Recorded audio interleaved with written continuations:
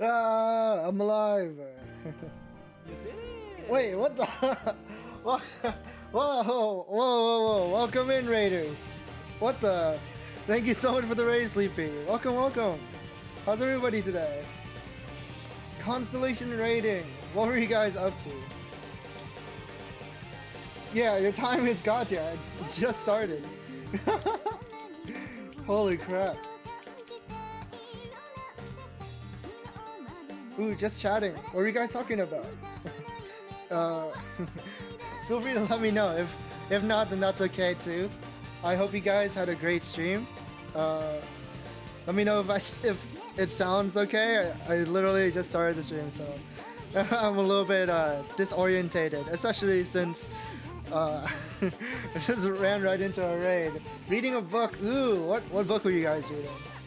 Welcome in XCOM and welcome in Neumann. I hope you guys are doing well. I'm sure you guys had a lot of fun over there. Sleepy's a great artist. Mirror Earth. Why does it sound like a teen fantasy book? Forgive me if I'm wrong. Non-fiction book. Exoplanetaries, a group of scientists. Oh, this sounds really cool because I'm a big fan of like space and stuff. Gotta run. Hope you have a good stream. Thank you. Yeah, thank you so much for the raid. My name is Art Sounds. I am a Lion VTuber, and today we'll also be reading. We're reading a visual novel called Never7. If you've ever played Zero Escape or the Somnium Files, this game is also written by Kotaro Uchikoshi, so it has a very like similar vibe. You can definitely tell like his writing style. We're pretty deep into the game. Right now we're doing Kurumi's route. So this game like has a common route, and then it branches off like to the very like different girls. But it's not one of those games where like it wants you to play once. It's a game that wants you to play all of them so that you get like the full picture. So just like a quick recap, because I'll be like fast forwarding and whatnot since I've already played through the common route. It's about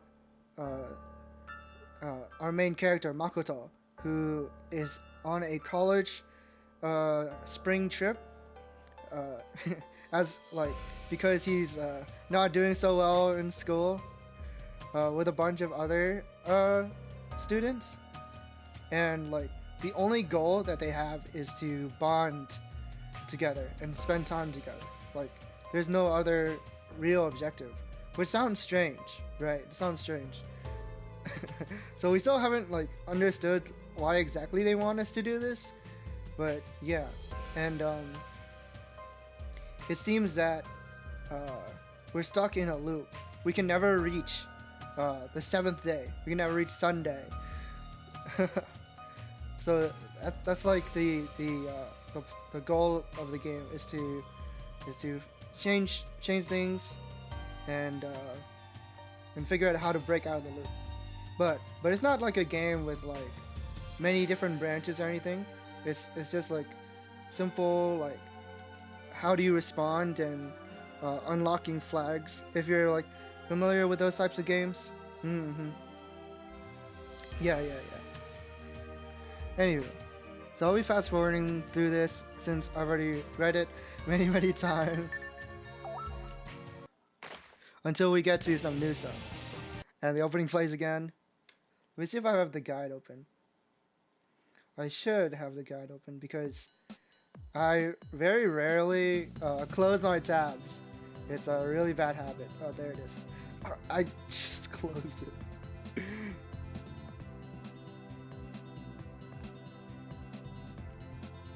Anywho, today we'll be going for Kurumi, which is like one of the younger characters in the game. She's 18, but she acts like a kid.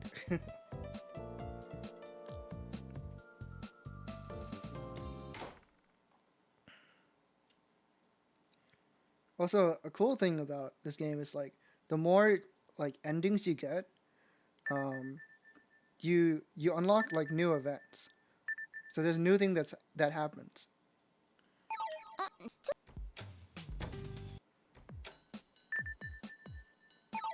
So I'll be fast forwarding through this really quickly until we get something new.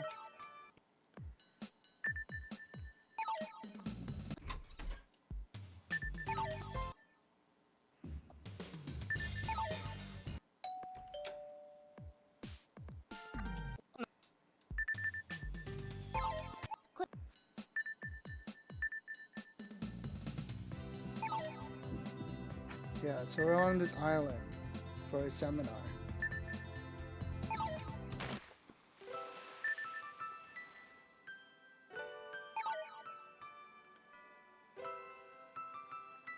Because I also wanted to see the ocean. I instantly say the first words that come to mind. I wanted to see the ocean? Me? That's complete bullshit. And what was the real reason? I don't understand that either. Haruka says nothing. She suddenly turns away from me and looks out towards the ocean. Did she figure out it was a lie? As she begins to walk out towards the ocean, I call out to her. Choto! Just as I'm about to continue speaking, I hear Yuka and Okahigo's voices in the distance.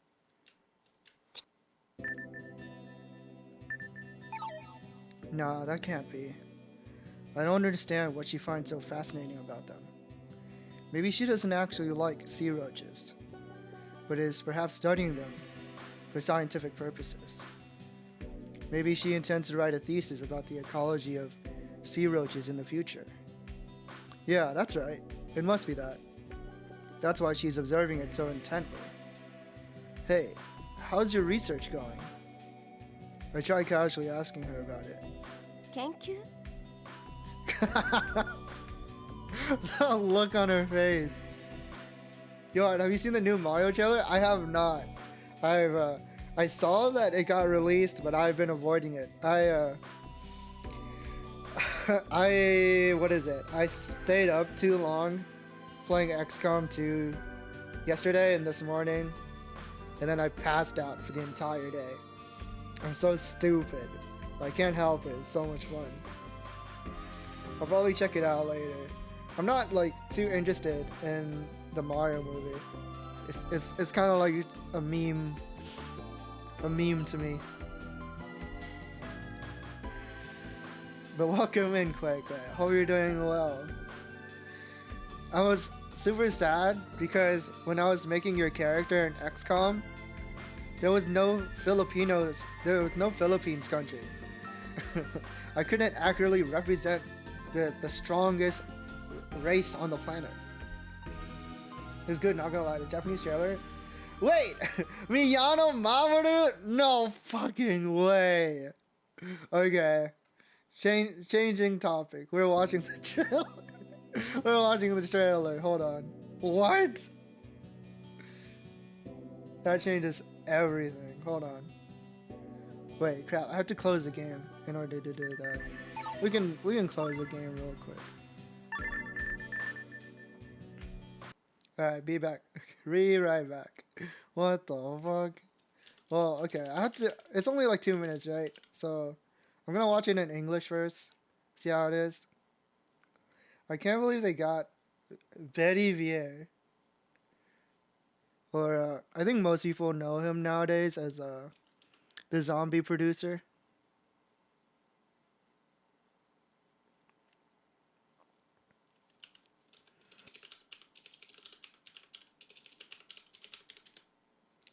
Let's go.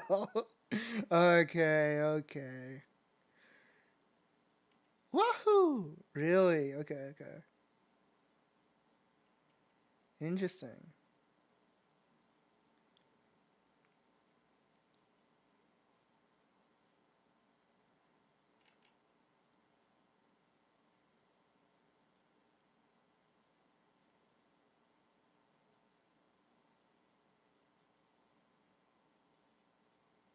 I think I need to like clear my history. I think I accidentally used like a public browser last time I streamed Firefox, so now it's giving like a ton of like art recommendations.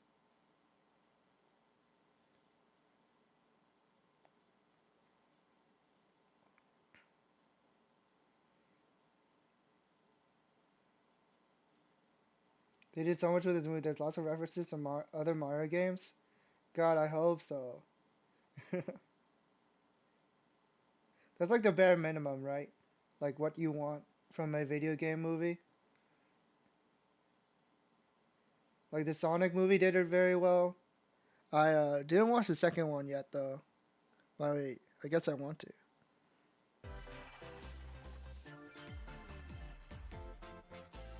Alright, it should be good.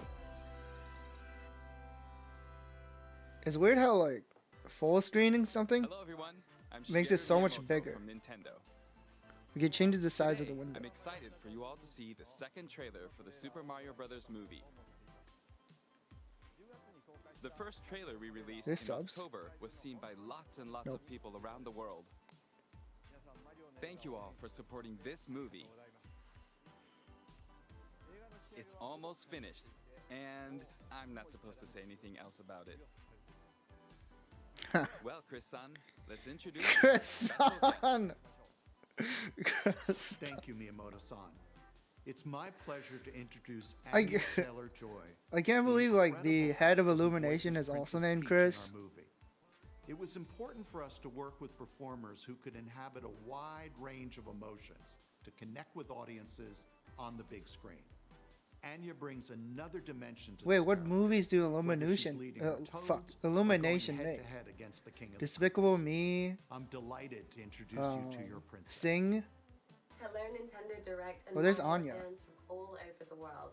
We are just moments away from seeing Princess Peach for the very first time, and I personally could not be more Oh shit, there's Peach in this trailer? Spoilers, dude. As much as I enjoyed working on it. Here we go. Thank you very much, Anya-san. I've been looking forward to this since the casting process. I thought she'd be perfect for Princess Peach. I'm also looking forward to this person's performance.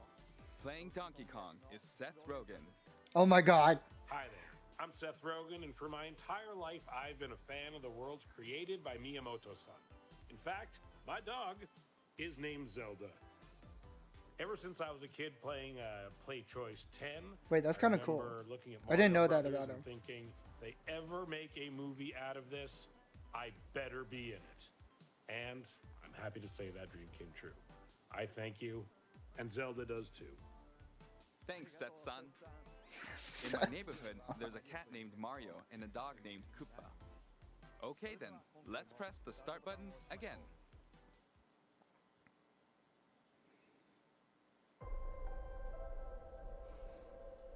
You know, it never like occurred to me that the movie would be dubbed in Japanese. For some reason, like I just didn't see that like coming. Alright. Let's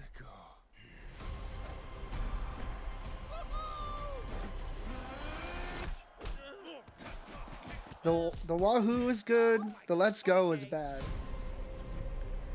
Not sure if you know who I am, but I'm about to rule the world. Well, yeah, that's Spider-Verse. I didn't expect the Mario movie to get a Japanese version for some reason. It just feels like a Western property to me.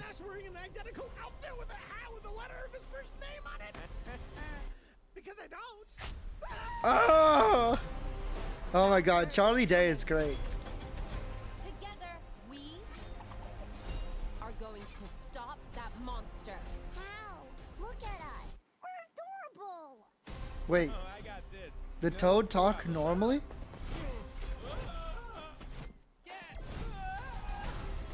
Come on, Mario! Our big adventure begins now! Get it out, get it Ew!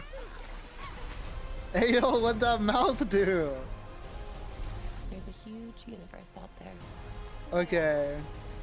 with a lot of galaxies. Mamoru Miyano is perfect as They're Peter all Parker. counting on us. I kind of want to watch Spider-Verse in Japanese now. Because I've actually seen Spider-Verse like a billion times. but only in English. Oh, what the fuck? They got Mario Kart.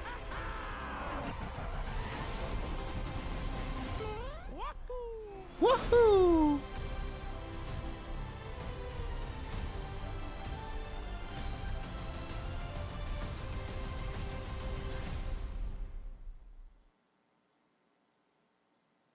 How was that? It looks like we'll be able to see a new side of Princess Peach, played by Anya-san. Anya-san. Donkey Kong was there too. Yeah, why didn't Donkey Kong talk? The release of the original Donkey Kong game, which was also my debut title.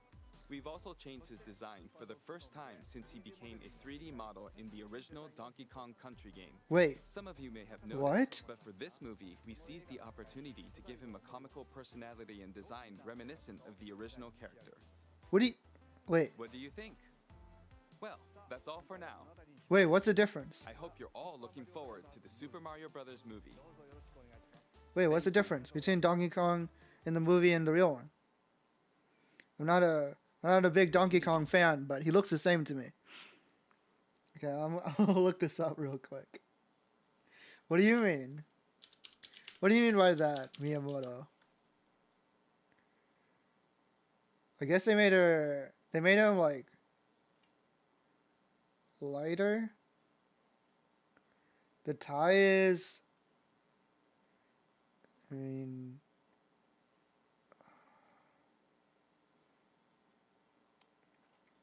I don't know. Like the hair.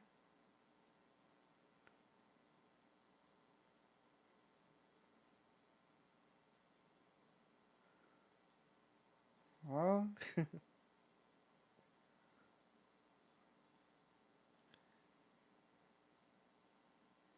his arms are longer. His arms are longer. I'm like looking really deep into it.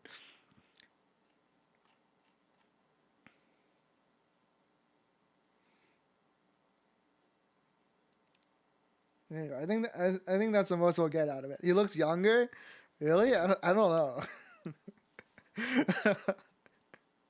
How are you seeing this? Anyways, let's watch the Japanese version. Super Mario Bros. Movie, Japanese. Someone's gonna hop in and be like, this isn't Never7.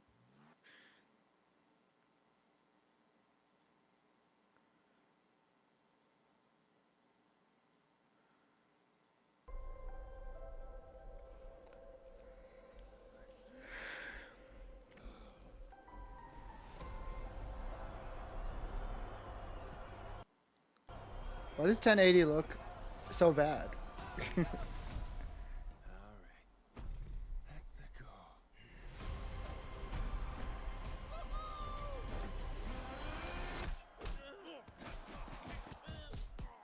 Oh my, okay.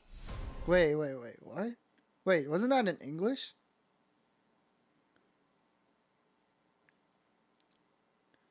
Where's the Japanese trailer?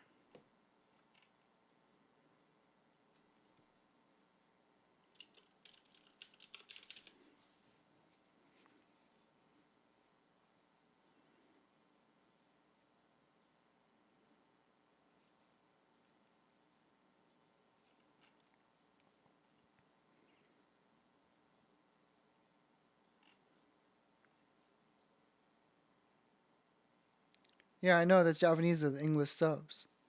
Where's the Japanese trailer? Oh, is it? It was this one?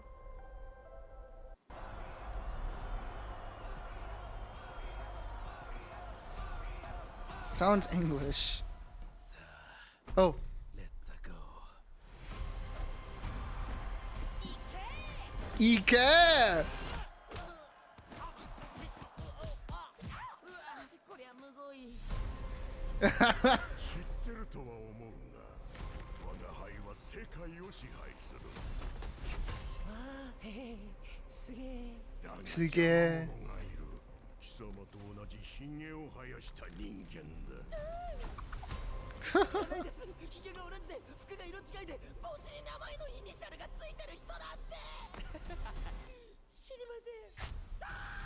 Oh, And why does Bowser want Mario?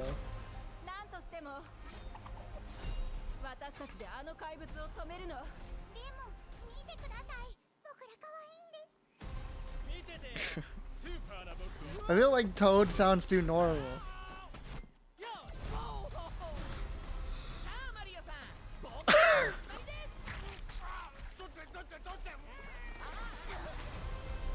Toad is killing me. Whoa! I didn't notice that from the first time I watched it. What the fuck?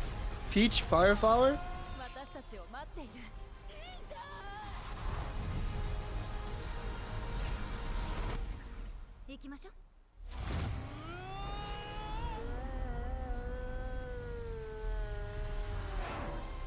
Yeah, that sounds perfect, yeah. He's great at almost every role he does.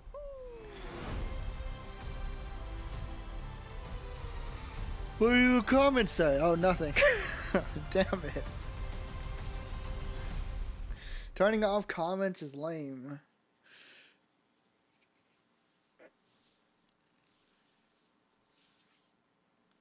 Alright. That's enough of that. Back to Never7.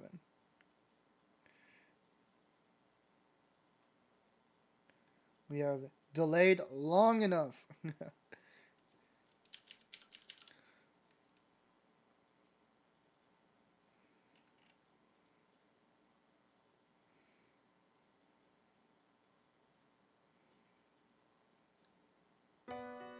That was interesting though.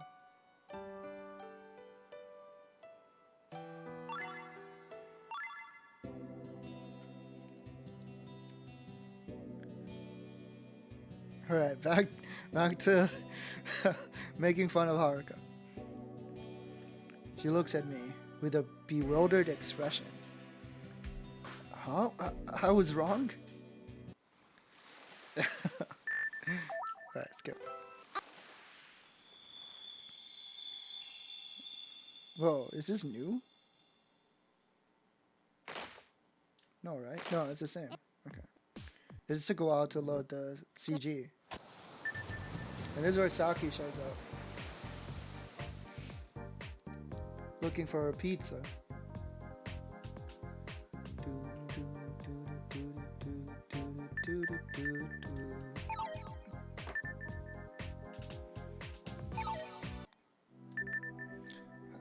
No.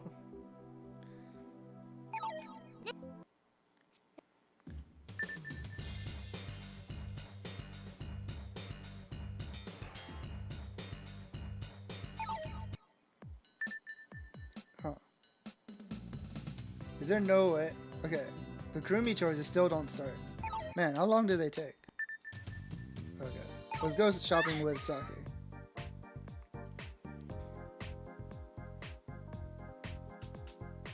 Saki immediately clings to my back, just as I thought. It seems Saki has a phobia of bikes. No, a phobia of speed. I don't want to torment her, so I pedal slowly. At first, Saki was so scared that her arms were wound tight around me, but she got used to it after a while. Now, she has a single hand lightly propped against my back. Hey. No, it's nothing. It's quiet between us. Whenever I try to talk to her, Saki just bluntly retaliates. This isn't getting anywhere. The atmosphere has become quite awkward. Guess this is the opposite of time flies when you're having fun, huh? If I had known things would be going this slow, then should I have sped up, even if it would have scared her? As I'm thinking about that, we soon approach a long decline. This is like the equivalent of like that thing where people are like, oh, you should bring your date on like a trip like to the roller coaster or like a movie theater because it gets their heart racing, right? I think that's really silly, but it's basically like the same concept. Makoto here should have paddled fast like a madman. It's neither steep nor is it gentle. Because of our combined weight, the bike is going to speed up from the decline. We're gonna get faster. Hang on tight. Saki responds with a faint, trembling voice and nods. She wraps her arms around me again. I begin to pedal towards a hill. Whoosh. Shit, we're going too fast. Okay, not this fast. You shouldn't pedal this fast. We're sliding down the hill road faster than I expected. Saki clings to my body with all her might. With this bulging sensation against my back, I start to think that this isn't so bad. Whoa, bulge. I reluctantly reach for the brakes after hearing Saki scream this over and over. Where are the brakes? Ah, here. Huh? I start to get the feeling that something is wrong, but nothing happens. The bike shows no signs of slowing down at all. Oh, crap. Saki screams hysterically.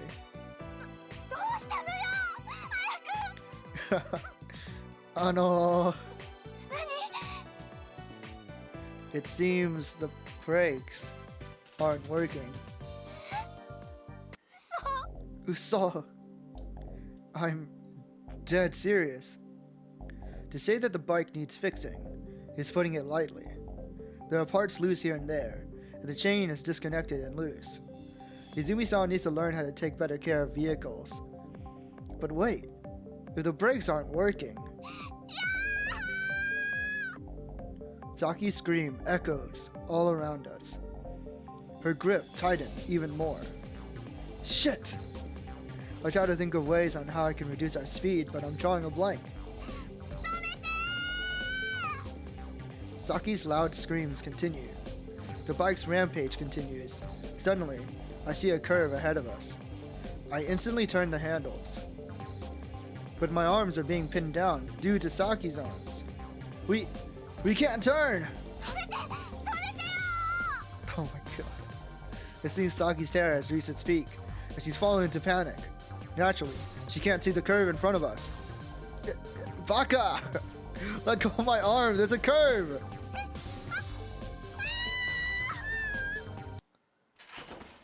Crash! And so, we finally come back. We track the bike with its bent handles, warped saddle, and smashed basket. The bike's tire, along with the rice, saffron, fresh cream, and other groceries that were on the bike, have become ridiculously squashed. Obviously, riding the bike back was impossible. Yuka and Izumi-san run over to us. Izumi-san takes the shopping bags from my hands. Just then, I lose my strength and fall down. Our eyes meet, and I immediately look away. It was because of my carelessness that she got hurt. Yuka said otherwise, but she's obviously mad. And at that time, a sharp pain runs through my forehead. Izumi-san sprayed disinfectant into the wound on my forehead. Ow! She slaps me lightly on the head. Yuka turns her head, snickering. I can feel a pair of eyes glaring at me. Saki's staring at me intently. I look at her, but it's Saki this time who looks away. Something then occurs to me. Why does Saki look so pained? I'm fainting, it's too damn good. I pass out momentarily, and before long, I wake up to the side of the others hovering over me. Oh yeah, I'm alright. It's just that your food was tastier beyond my imagination.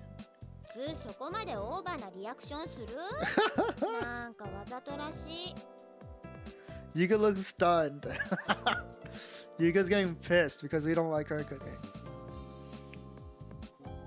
Well, after making me eat that crap you call food, this is like a feast cooked by the gods. I didn't say that, but I sure as hell thought of it.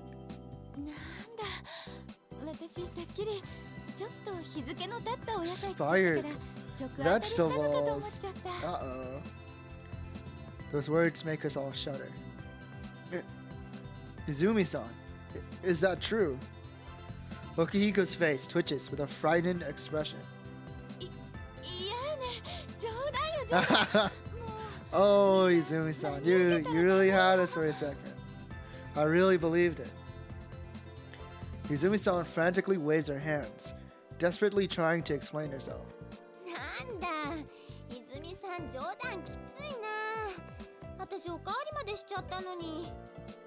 Well, with your iron stomach, you have nothing to fear.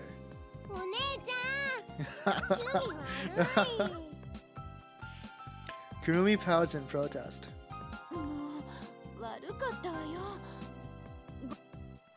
It's fine, but this cooking is seriously the best I've ever had. I try to back her up. Izumi-san happily watches us eat. Yuka then speaks to Saki. As she says this, she eats seconds after seconds enthusiastically. Since her pizza never arrived, she might not have eaten any lunch. As Saki's eating heartily, Izumi-san is indeed satisfied. Diagonally from me, Haruka and Kurumi are sitting next to each other. Skip. Whoa, this is new? Izumi-san clears everything away when we finished, and serves us some after-dinner black tea. Whoa, okay, new dialogue.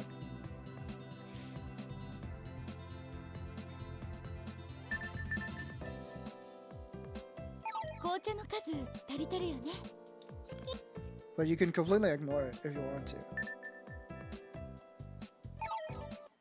So I'm gonna do that because we'll save that for Izumi-san's route later on.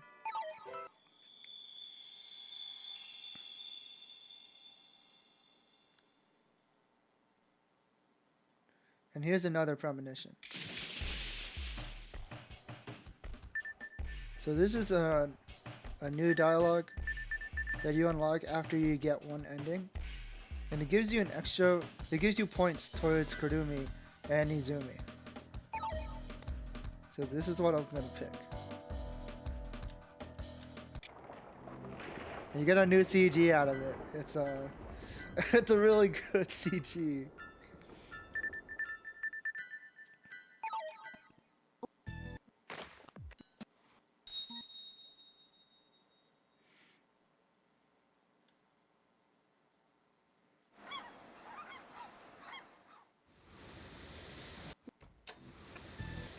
Skip. And then this is the part where I believe everyone wants to go to the pool, right? But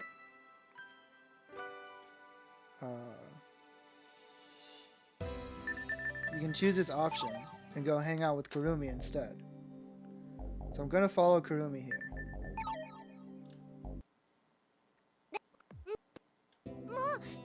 And then you get like dialogue where Kurumi is like, oh, I didn't want to go to the pool because I'm worried about my body. Because, you know, she's definitely like lacking in compared to the other girls. Not like my opinion, but like, you know, the general opinion, right? It's obvious like when you look at it. So that was like her concern. Or at least she says so, but I honestly don't believe her. I feel like there's another underlying reason that she hasn't told us. Anywho.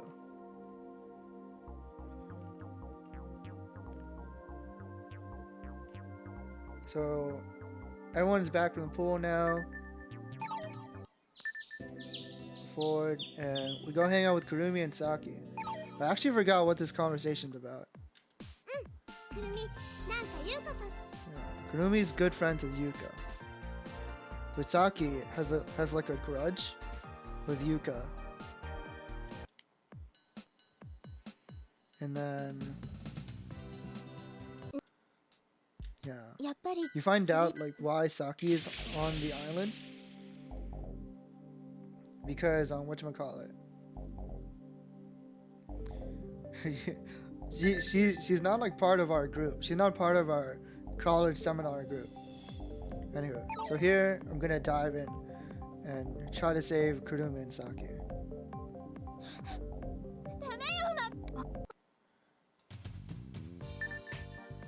So in this route, I'm the one that saved Saki, not Okihiko.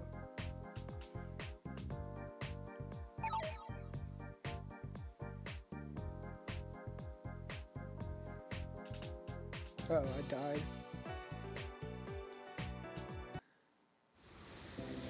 Okay, am I back? Why did my stream die? But I think I'm back now.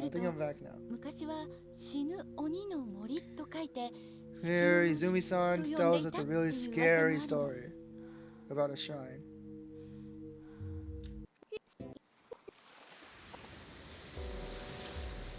Oh yeah. Oh, actually, no. Saki still thinks that Okihiko saved her. So we have this like this situation where it's like Okihiko wants to ask Saki something, but he doesn't want to be the one to do it. He wants us to be the one to do it, and then Saki gets mad at us if we do.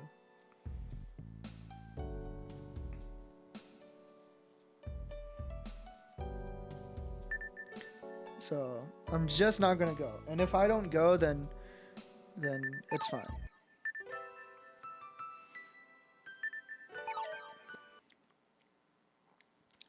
Then here we promise to teach Haruka how to fish. She tells us she has no heart.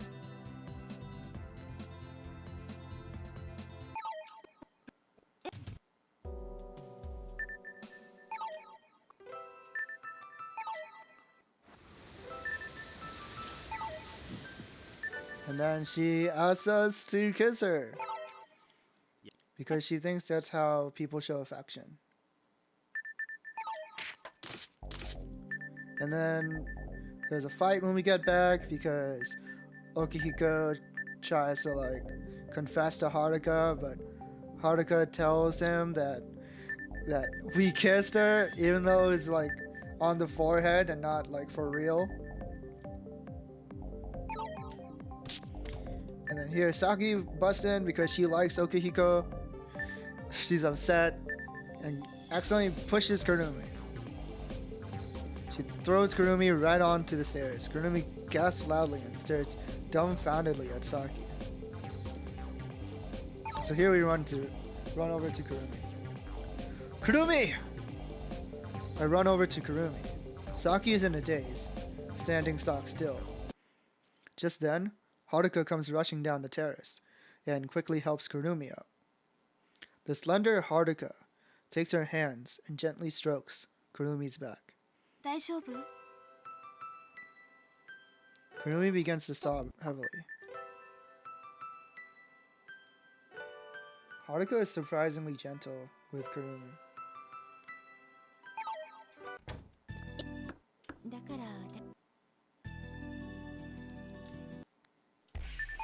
We're having meat potato stew, right?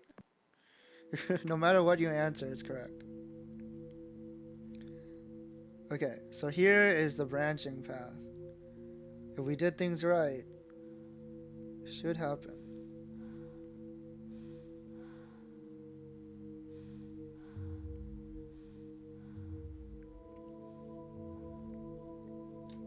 Only Kurumi seems to be enthusiastic as she leads the group into the forest.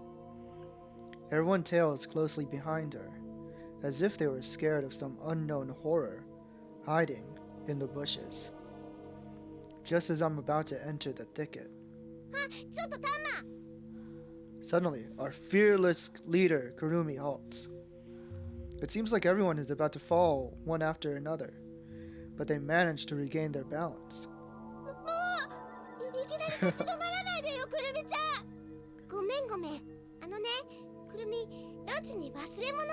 What?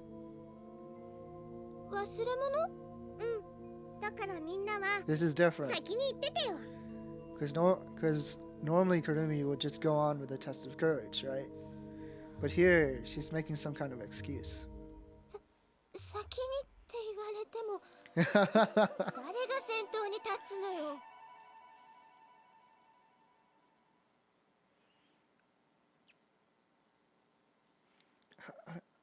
I guess I can.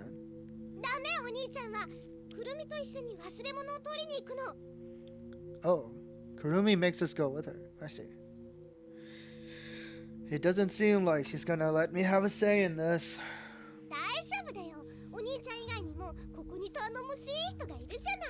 Who would that be? Izumi-san. あっくん、みんなを守ってあげてね。 Oh, Okehiko. Ugh. 僕が He's the most scared of all of us. 男の子なんだから当たり前でしょ。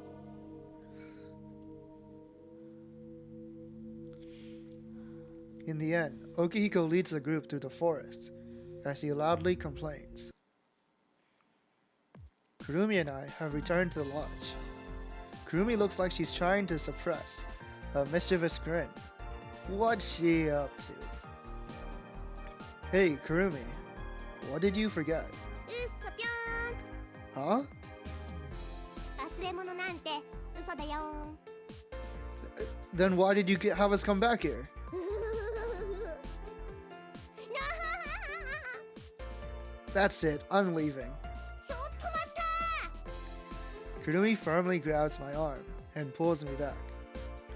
ではこれから作戦の内容をお伝えいたします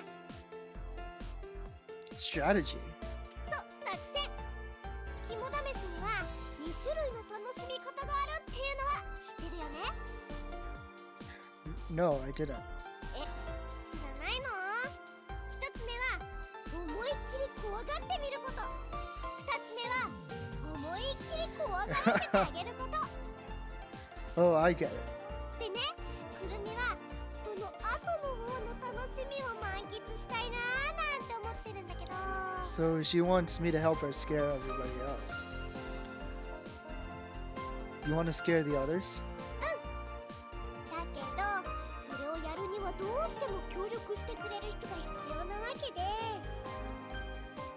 And for that role, you picked me? そういうこと Hmm. それでまずはその第一段階としてお兄ちゃんとくるみがペアにならなきゃいけないと思うの A pair? そうだって肝試しって大概2人組のペアになってやるのが普通でしょ Well, that's true. だから向こうに着いた時にくるみがペア分けのじゃんけんをやろうって言ってみるからそしたらお兄ちゃんはグーパーグーパーの順で Look at her face. I feel like I've never seen this sprite. Huh? くるみもその順番通りに出すから Oh, I see. A pair of buddies. Yeah, we're gonna be a pair, all right. A pair of buddies. Oh, I see. By doing that, that means as long as we continue using rock, no matter how many rounds we go for, you and I will eventually become a pair. ね、明暗だと思わない Calling it a good idea is a bit of a stretch, but it's pretty solid. Well then, what's step 2? それは Welcome in, Neon. Hope you've been doing well. Hope XCOM has been treating you well. It definitely hasn't been for me. それは向こうに行ってから考えるよ Some plan. You've already hit a dead end. だって行ってみなくちゃどんな小道具が落ちてるかなんてわからないもん Props. Well, whatever. I understand. So you'll think about it. すごい作戦期待してるから Departing with those words, I once again forced my way through the thicket. Wounded everywhere? Yeah. That's what happened to me in my last run. Or my last mission, I guess. The hunter actually, did something this time. It was absolutely devastating. It's because, the first time I encountered him, he would just spam the marking shot and then never do anything. But this run, this hunter I got was really devastating. I can't bomb him. So, Bami is like really effective before because he likes to stand on rooftops and like snipe people, right? So you can throw you can like chuck a grenade and like make him fall down and stuff. But now I can't. I mean I can still do that, but he doesn't take the grenade damage, which sucks. This also means that he's immune to flash grenades, which is really come on. Yeah, I'm having a really rough time.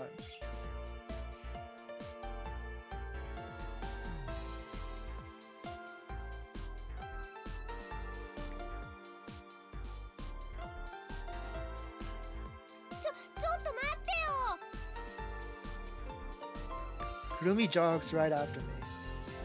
Ohio-san, welcome in. Hope you're doing well today. Oh, they're just immune to flash? Oh, okay.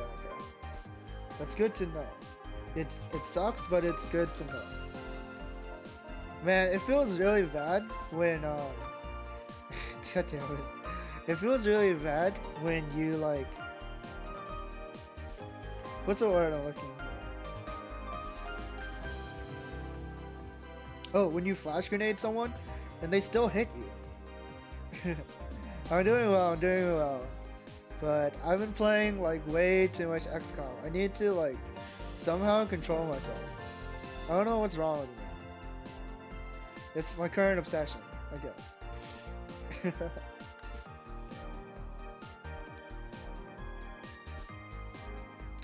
Everyone else has gone so far ahead that we can no longer see them.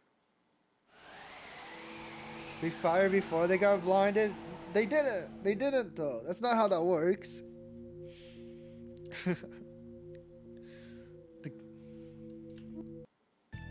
Alright. At that instant, Kurumi and I make eye contact. Just as we had planned earlier, we prepare to release Rock. Everyone releases their hands simultaneously. I have Rock. Haruka has scissors. Yuka also has scissors. Izumi-san has paper. Okihiko also has paper. As expected, Kurumi has Rock.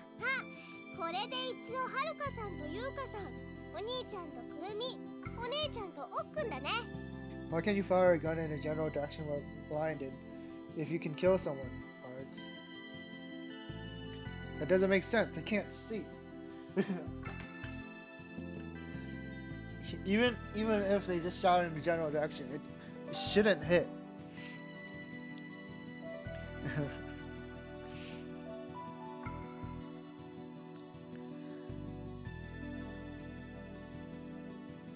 But like I get it. Like they can shoot me. I'm not saying like it's impossible. It's just it's very unlikely. So it feels bad getting hit. Yeah.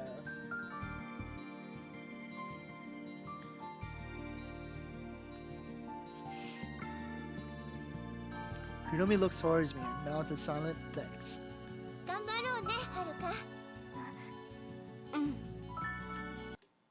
Yeah, this is a interesting test of courage because, what is it? Everyone is paired up. Because normally, Kurumi is like the leader and she just like, everyone else gets paired up. Which leaves like one person left alone.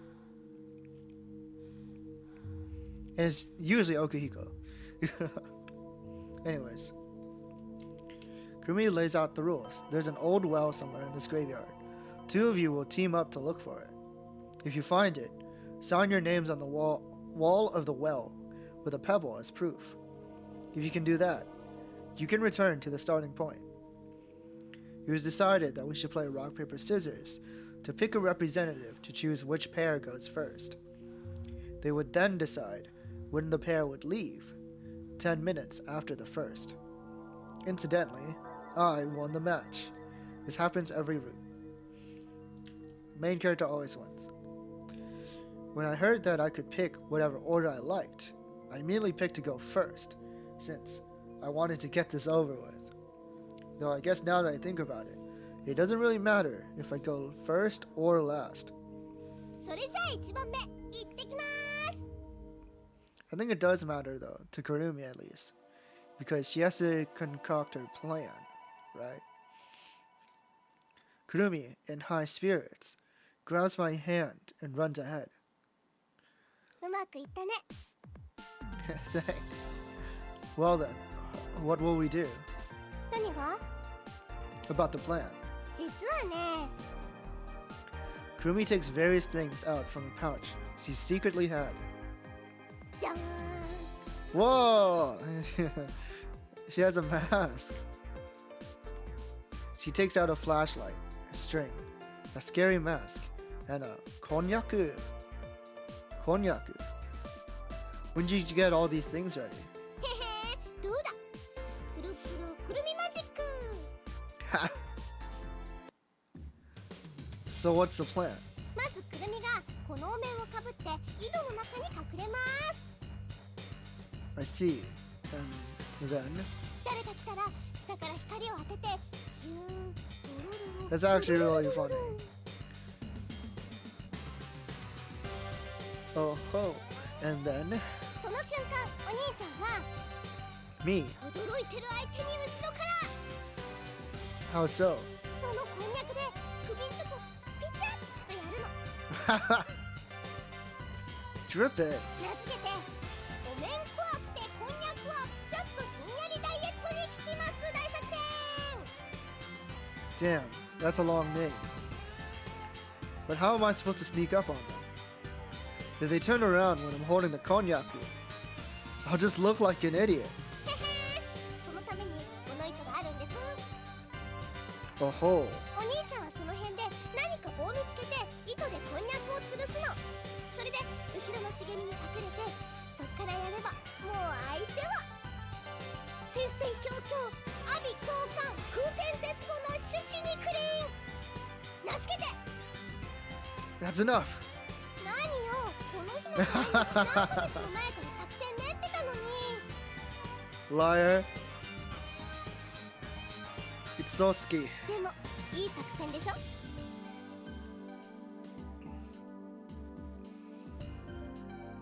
How should I answer? It's pretty good, right? Well, it's pretty good. If it's Yuka, she'll be pissing herself. でしょでしょ。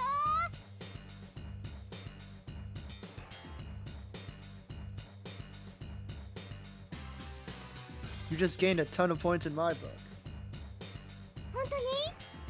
Yeah, really. 本当に本当に？ Really. じゃあご褒美ちょうだい。 Huh? ご褒美。 What kind of reward? そんなの自分で考えてよ。 Got it.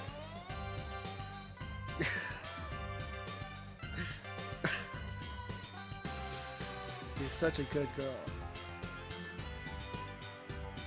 I pet Kurumi's head like a puppy. もうそうやって子供扱いして。 Doesn't this sort of thing make you happy? そんなの嬉しくないもん。 Then what would make you happy? それはは見つけた。 No! We were too late! なんかすごくうるさかったからすぐ分かったよ。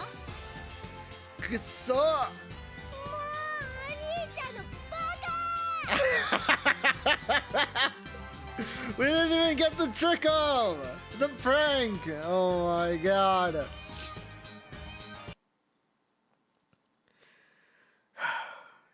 In the middle of the quiet, still forest. Oh, skip. Okay. I then think. Kurumi, what's wrong? It's really bugging me. After changing our clothes, we all meet at the front door. それじゃくるみちゃん行ってきます。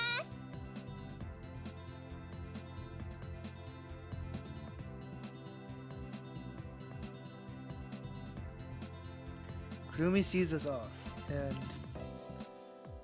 we start walking to the hot springs. but sorry guys. I suddenly speak up.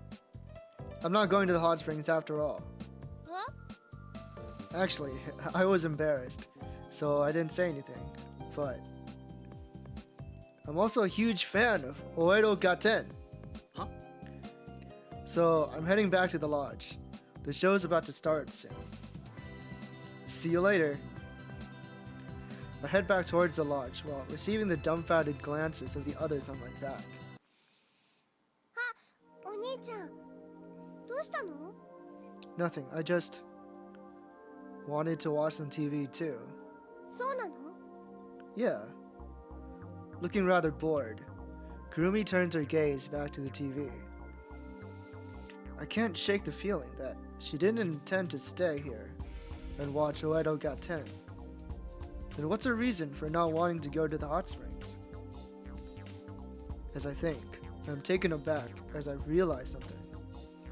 Now that I think about it, this is just like yesterday, when Kurumi lied about having a headache, so she didn't have to go to the pool. Could it be that she's worried about her figure again? お兄ちゃん、 Suddenly, Kurumi asked me a question. 面白いとこ行こっか。 An interesting place. だって今日のお江戸で合点つまんないんだもん。Kurumi picks up the remote, turns off the TV, and stands up. Where is this interesting place? いいからいいから、くるみについてきて。 Kurumi quickly runs out the front door, leaving with those words. Hey, wait, Kurumi! I immediately go after her. When we go out to the forest path, Kurumi grabs my hand. While leading me by the hand, she steadily plunges through the darkness. The sensation and warmth of Kurumi's small hand permeates through my own. Her skin feels as soft as a baby's. Alright, that's enough. Can't you tell me where we're going? I ask her this. だから面白いとこだってば。 I know that. Then I'll change the question. How interesting is this place? そうだな。ハラハラドキドキそわそわワクワク。こんな感じかな？ That makes no sense at all. だってわからないように言ってるんだもん。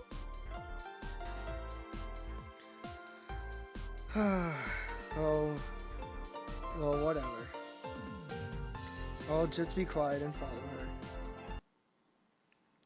We get on the coastline road and just walk it a little while. Kurumi abruptly leads me into a thicket.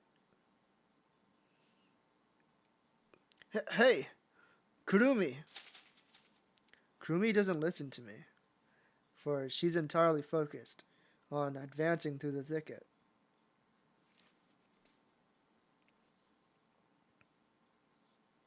Before long,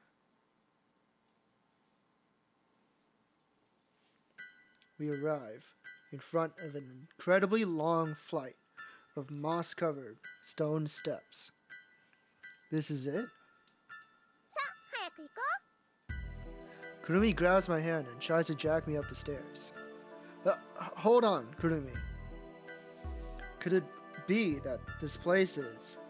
そう、お姉ちゃんが昨日月浜で話してた四季の森神社だよ。 Kurumi boldly declares this. ね、面白そうな場所でしょ？ Well, I'd be lying if I said I wasn't interested in it. でしょ？だから早く行こう。 But yesterday, Izumi-san specifically said not to go here, didn't she? 大丈夫だって。お姉ちゃんはただ怖がりなだけだから。昔の言い伝えなんて信じる方がおかしいよ。迷信は迷信に過ぎないんだから。まさかお兄ちゃんまで信じてるわけじゃないよね。あの四季の神とかいう伝説の話。 It's not like I really believe it. It's just... ったら行こうよ。 Kurumi tugs at my arm again. But wait, we shouldn't be so rash. じゃあ1分だけね。1分。 Oops. 1 minute. It sounds like something a child would say. But for now, I'll humor her. In that short period of time, I try to make my decision. Should I go or should I not? It's not like I completely believe Izumi-san's story. But that's not the real part that bothers me. It's that Izumi-san was incredibly threatening last night. She had a furious tone, as if she were intimidating us by saying, "Don't go to that shrine." Now that I remember it, it seems like those words weren't aimed towards me and the rest of the seminar members, but rather just Kurumi. In other words, Izumi-san doesn't want Kurumi to go to the shrine, no matter what. Is it because it's dangerous? Was it because Izumi-san doesn't want to put her beloved little sister in danger? I can't figure out a clear response. At any rate, if Kurumi goes up to the shrine now, it'll feel like I'm betraying Izumi-san. What should I do? Fuck it, let's go. Alright, since you're so set on this, let's go together. I give her this answer. やったー、そうこなくっちゃね。 But on one condition. 条件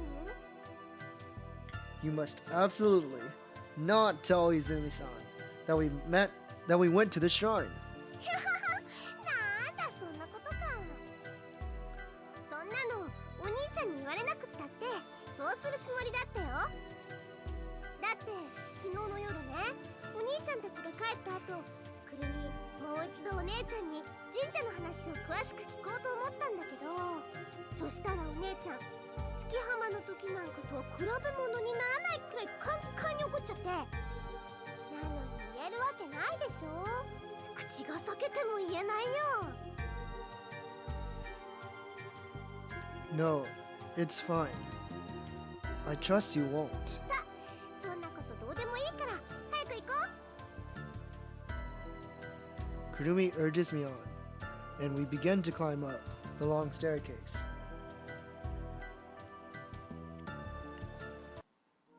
Shortly afterwards, the two of us are standing at the top of the staircase, staring at the infamous shrine.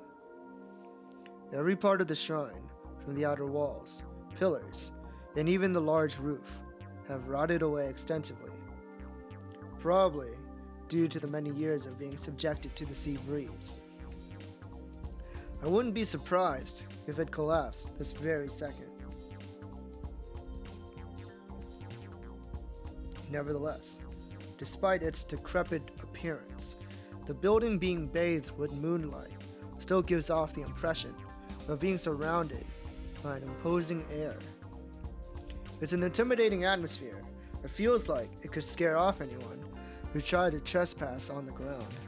ねえ、中入ってみようよ。 I remember the first time we were here, we heard like a man's voice, but we never encountered that man like in any other room.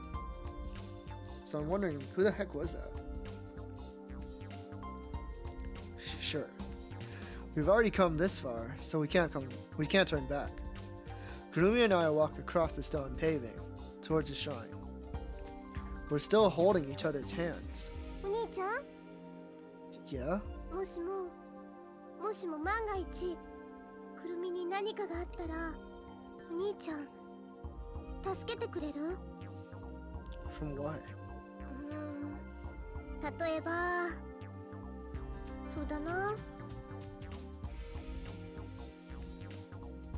例えば、四季の神が神社の中からぬらーんと現れて、くるみのことを捕まえようとしたら？ Would that really happen? I'd save you.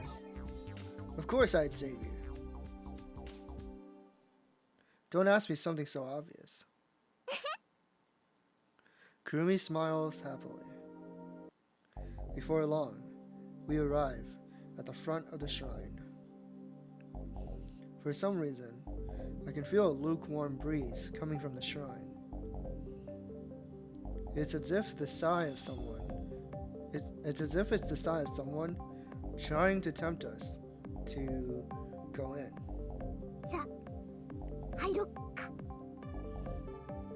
And then, in the instant Kurumi mutters this. Yeah, who the hell is that? This guy was here last time too.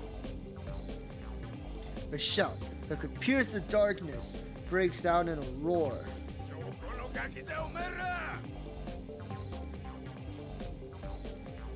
Startled, we look around us, but we can't find the owner of the voice, which has caused even the surrounding trees to shake. Forget it. We've got to get out of here now. I run through the grounds while clasping Kurumi's hand with all my might. We descend the stone staircase, going so fast that it's like we're rolling down it. Having made our getaway somehow, we walk towards the lodge from the coastline.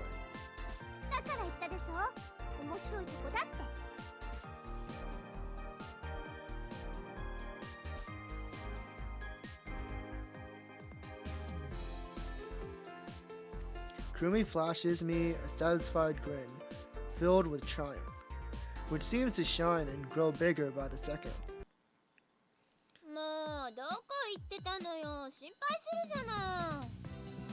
As soon as we go through the front door, Yuka begins to scold us.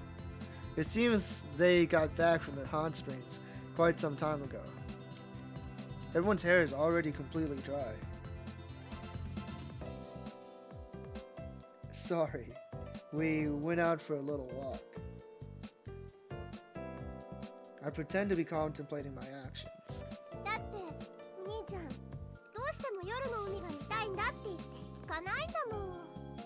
Huh?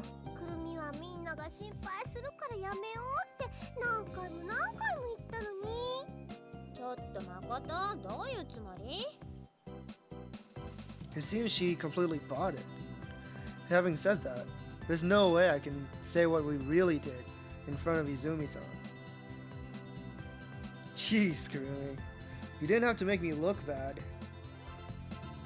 For long, Kurumi and Izumi-san leave to return to Luna Beach. At the end, Kurumi bye-bye looks at me with a grin as she waves goodbye.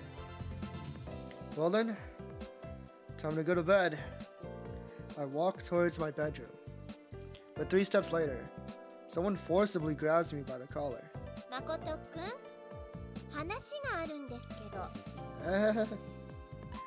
For 2 hours afterwards, I become stuck with Yuka, who interrogates me under suspect of abducting a minor.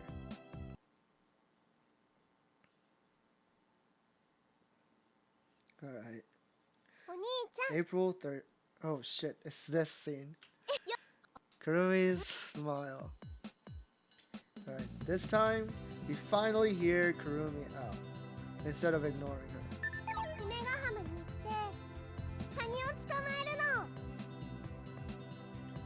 Oh, catching crabs, are we? Well, I've heard her out.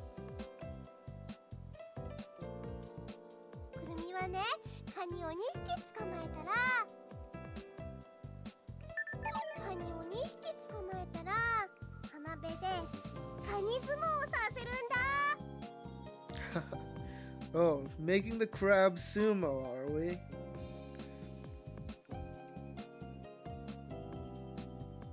Wait, what the hell is crab sumo? Well, it's pretty self-explanatory, but... Alright then. Haruka, where are you going? Kanisumo.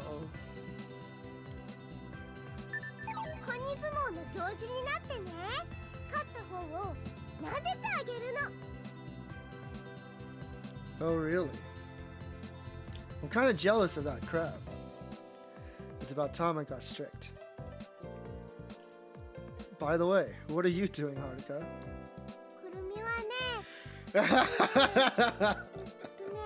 What the fuck is this?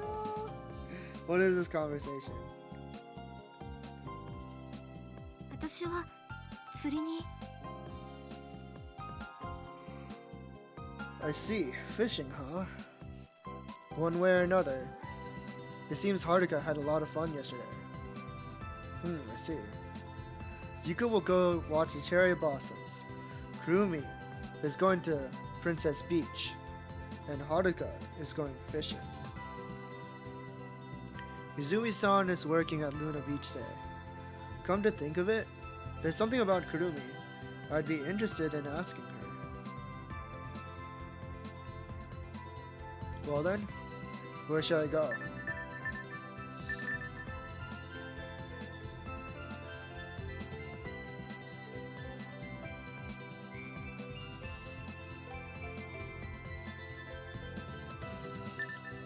Going to Luna Beach, right? I'm gonna save. Wait. Yeah, I'm gonna save first.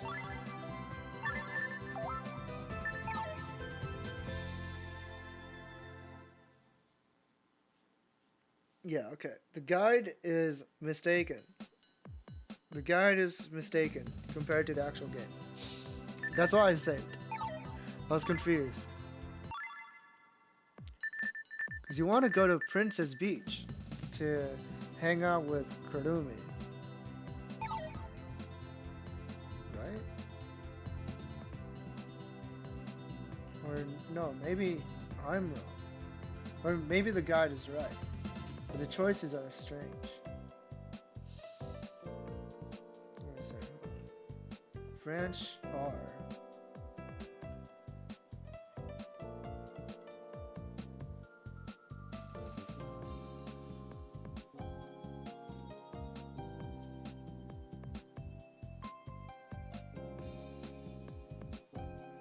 Just skipping real quick.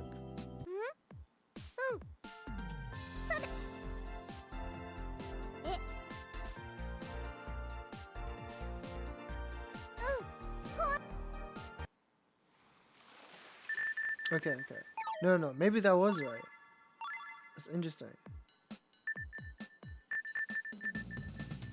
So going to see Izumi-san gives you the Kurumi flag.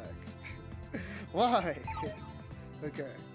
This will totally like fuck up a lot of players. Okay, I'll help out Izumi-san today. Even I should be able to do stuff like dishwashing and sweeping. As for Yuka, Haruka, and Kurumi, well then, see you later. I say goodbye to them and head for Luna Beach. Yeah. So the guide is correct, because like, this is what happens. When you go to Luna Beach, Kurumi follows you instead of doing the crab sumo. Kurumi chases after me as I walk down the forest road towards the ocean.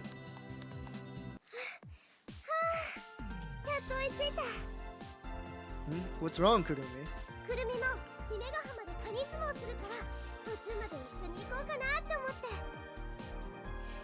Naruhodo. To Luna Beach. I thought I'd try my hand at being Izumi-san's assistant.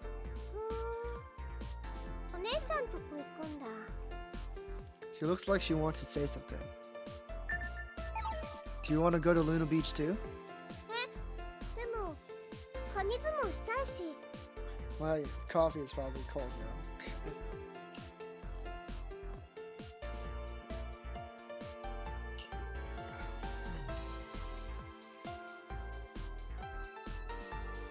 The crabs won't go extinct today, right? What I'm saying is that you could see it whenever, like tomorrow or the day after tomorrow, right?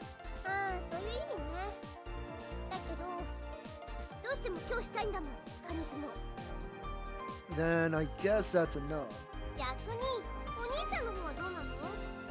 Huh?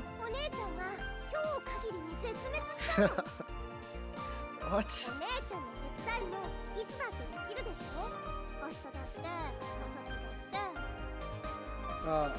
Well, that's true, but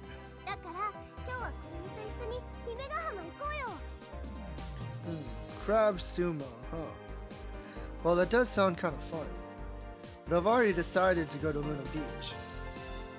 However, I decide that when I'm done with that, I'll go see the crab sumo next time. I'm sorry, Kurumi, but I've already decided to go to Luna Beach today. I'll see the crab sumo next time, okay? また今度か。 Kurumi slumps her shoulders, but she soon seems to pull herself together. 分かったよ。じゃあ今度絶対にやろうね。 And replies cheerfully. ほいじゃあまた後でね、お兄ちゃん。 Kurumi runs ahead towards Princess Beach. Ohayo! I open the doors to Luna Beach. あ、誠くん、いらっしゃい。 There's no need to greet me as a customer today, ん？どうして？ because I came to help you. For today, I will be an employee of Luna Beach. 従業員か。 Huh? Would that be too bothersome? いや、手伝ってくれるのはとてもありがたいんだけどね。その、バイト代出ないわよ。I didn't come here for a job. I'm just volunteering, that's all. 本当に？ Yeah. よし、それじゃあお言葉に甘えて手伝ってもらっちゃおうかな。 Anything you ask me to do. じゃあね、そうだな。ね、まずはお皿洗ってくれる？ Sure thing. Leave it to me to get any job done. それが終わったらお店の窓を拭いてもらえるかな。 Okay. で、その後は床をモップがけして乾いたらワックスをかけて、 Yeah, that's fine. それからお店の前を掃き掃除してもら Oh って、 my god. 次にテーブルの上のお砂糖と生クリームを補充するでしょ。ついでに2階の電球が切れてるからそれも取り替えてもらいたいし。 This isn't DMD. Hey, Saku. You want me to play DMD on stream? I'll die. I don't think I can play it on my stream. Oh my god. Well, hello. How are you doing? Welcome. So glad you could come. あと最後に買い出しにも付き合ってもらわなくちゃ。 What the fuck? I am a coward. I don't think I'm at that level where I can play VL on stream yet. 誠くん、今日のバーベキューの話聞いた？ At least erotic VL. Barbecue. 今日5時にルナビーチ集合って聞いてない？ Oh yeah, there's that barbecue party. Oh, I see. That's what Yuko was talking about. Does that mean we're gonna have a barbecue here at 5? ここでやるわけじゃなくて、姫ヶ浜でね。So that's it. だからその前にいろいろと準備しなくちゃならないわけで。 I see now. でも車が動かない今となっては We're playing DMD on Saturday, right? Right? Yeah, we're definitely playing DMD on your channel, right? Right? Oh. だからその買い出しの時、誠くんにも一緒に来てもらいたいの。Oh. ちょっと頼みすぎかしら。 Not at all.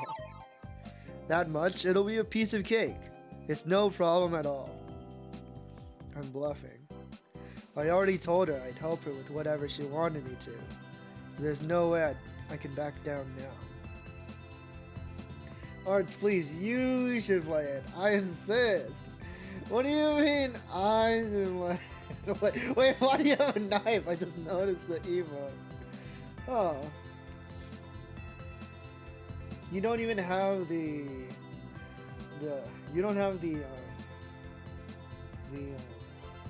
the mandate in that emote. I wonder why. What could this mean? What do you mean by this? Wait, wouldn't it be better if you played it?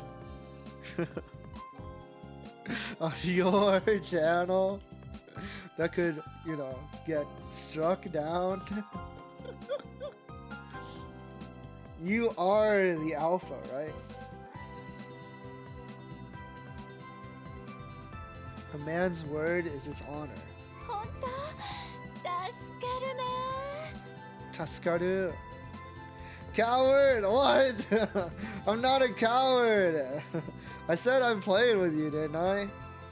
ありがとね誠くん That smile is all I need to get bursting with energy. I'll get to work right away. There's 8 chores which have to be done. Are we really doing all this? We're not like time skipping? Oh my god, okay. I have to wash the plates, clean the windows, mop the floor, wax it, sweep and clean in front of the shop, refill the sugar and fresh cream, change the light bulbs, and go shopping for the barbecue. Well, I've already finished washing the plates. Right now, I'm wiping the windows outside the shops.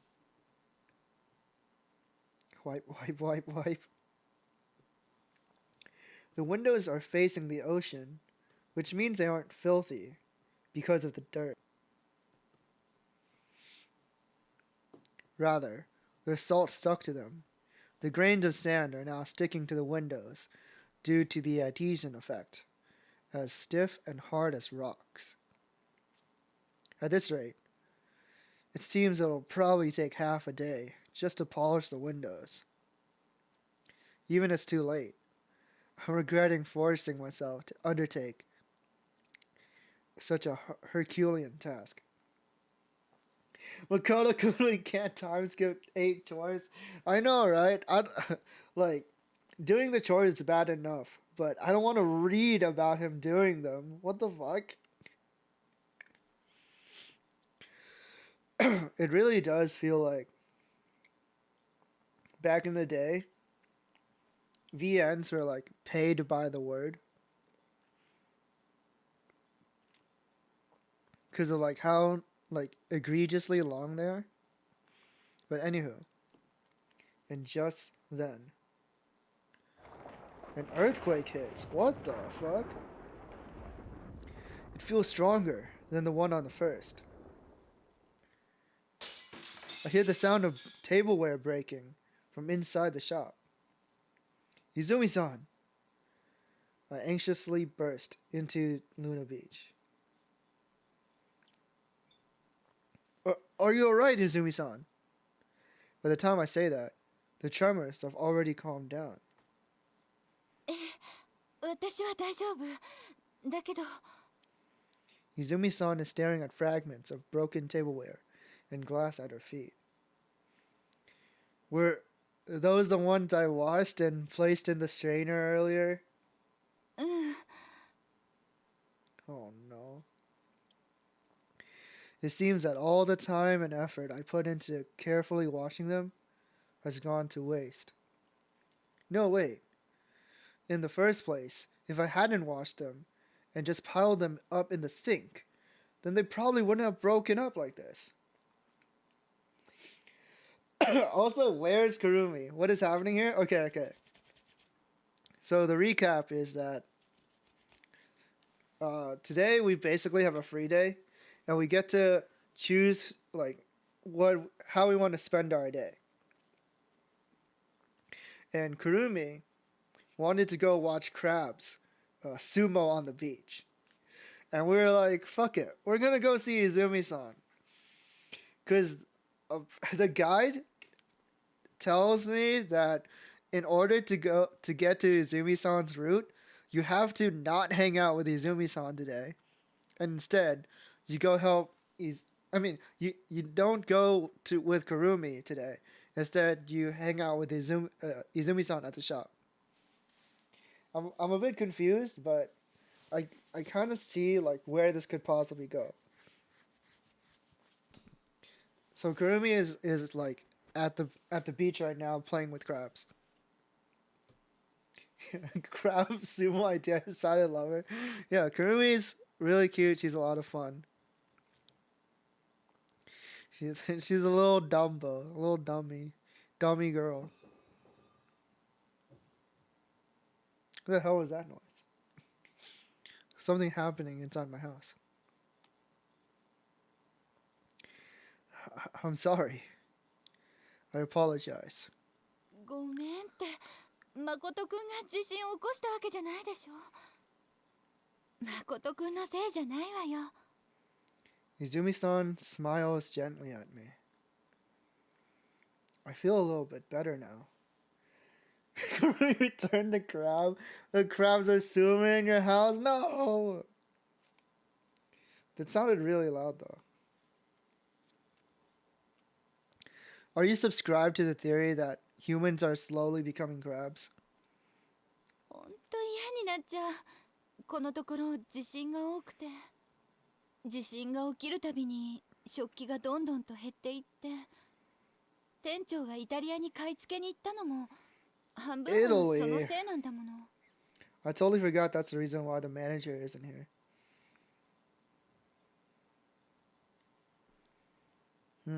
まあ、嘆いてもしょうがないんだけどね。早く片しちゃおう。Izumi-san brings over a dustpan and a broom. I hold the dustpan as Izumi-san gathers the pieces with a broom. The tableware and glass have broken into neat shards. Valuable things are still beautiful, even after they've broken, aren't they? For some reason, that's what I think. What did he mean by this? Kurumi probably thinks the world is less. I think Kurumi believes that. And personally, I think humans will perish before. What the hell is going on? Saku, are you okay? What's wrong with you? When I finished 7 of my 8 assignments, it's a little past 3:30. I finished window cleaning much earlier than I had expected, thanks to a salt removing detergent Kurumi lent me. A salt removing detergent. I never knew until now something like that existed in this world. Why are they using like this screen? Like this is like his introspection screen when he talks about something serious. Why are they talking about salt detergent here?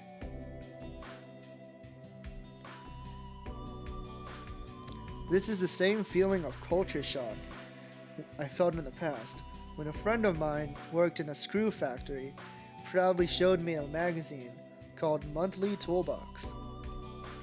Necessity is the mother of invention. Kurumi, when she finds out humanity won't return the crab in her lifetime? No! Don't tell her. She's gonna cry.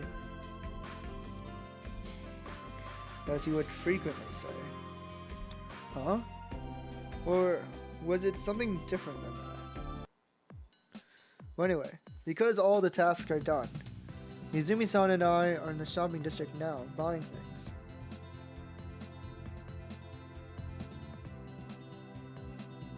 This is the 8th and final task. We need it for the barbecue.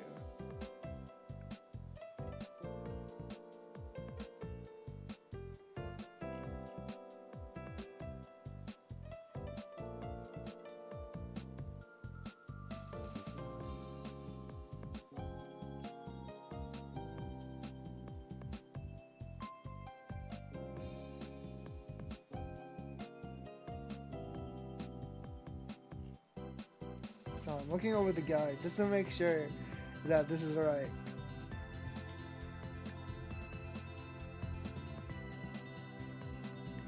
We buy meat, vegetables, oil, grilling sauce, and large quantities of canned beer.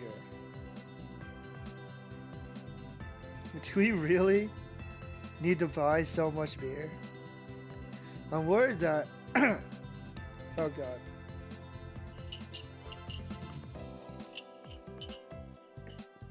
I'm dying.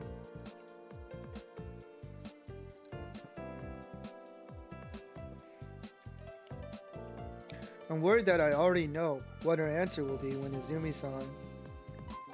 だって、優香ちゃんに頼まれてるんだもの。confirms my fear with that answer. Luna Beach's storehouse already has the other necessary tools, like the iron plate and charcoal. With this, we've obtained everything that we'll be using for the barbecue. Well then, shall we head back now? I say this as I hold several bloated shopping bags in both of my hands. Just then, いっけな、忘れてた。ちょっと待っててね。Izumi-san heads back into the store to get that something she forgot to buy. Several minutes later, Izumi-san comes out with a plastic bottle of orange juice. 確かはるかちゃんもお酒飲めなかったよね。Huh, really? うん、前にそんなこと言ってた気がする。Haruka can't drink. まあどっちにしろ、くるみは飲めないんだから、このジュースは無駄にはならないでしょ。Oh, that's right. Kurumi's still in high school, right? そう。さすがに高校生にお酒飲ますわけにはいかないもの。Izumi-san. She's very straight-laced. あの子はきっと飲みたがると思うけど。Huh? ほら、くるみって人一倍好奇心が旺盛でしょ。Was it Izumi who was Kurumi's sister, or you're remembering wrong? No, you're remembering correctly. Yeah. Izumi-san is Kurumi's older sister. If you think about it, she's also Haruka's older sister. Because Haruka is Kurumi's clone.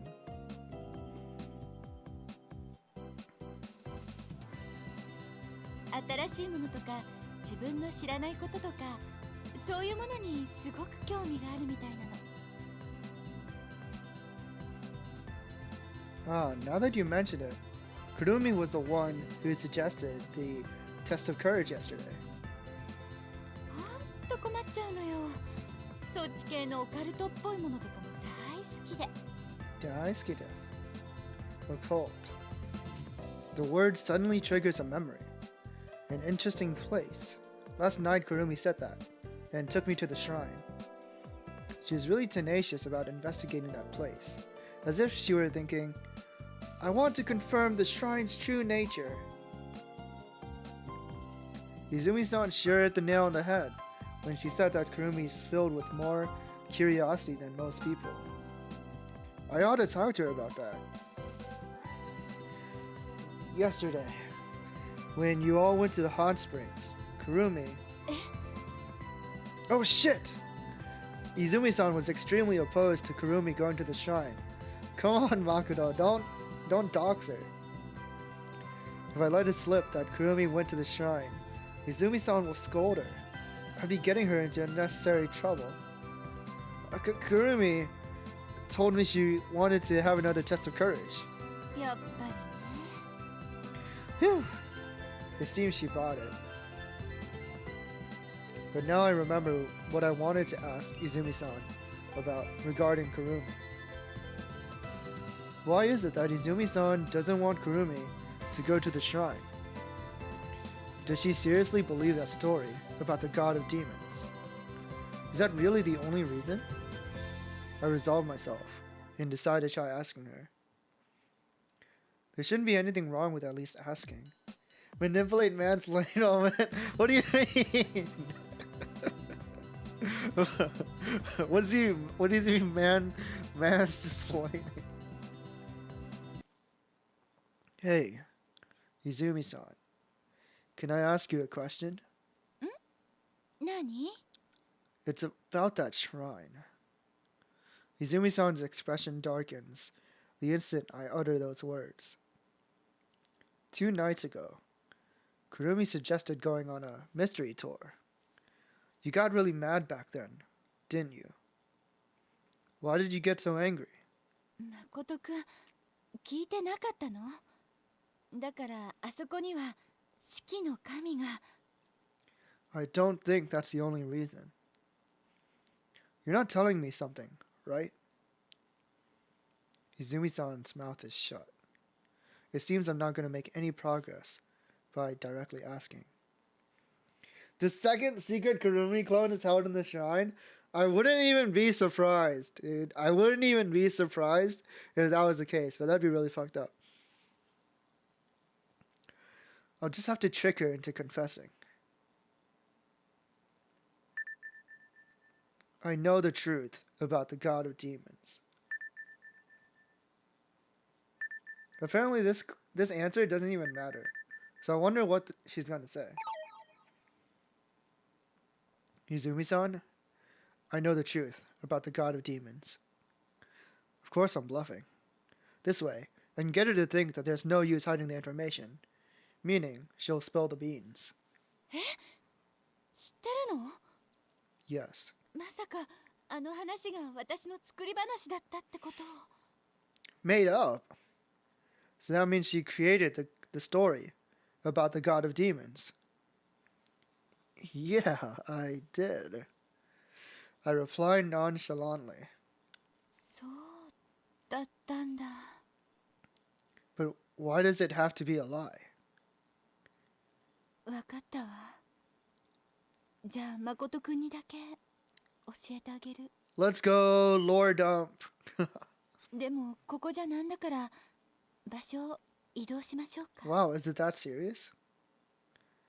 計画通り. But why do I feel like such an asshole? Perhaps I might be just as interested in the shrine as Kurumi is. Yeah, she's literally gatekeeping the shrine. Izumi-san stands on the pier, staring out at the golden sea. She softly runs her hand through her soft hair as the gentle breeze strokes it. It's clear from her sorrow-filled eyes that she's brooding about something. This is beginning to feel like deja vu.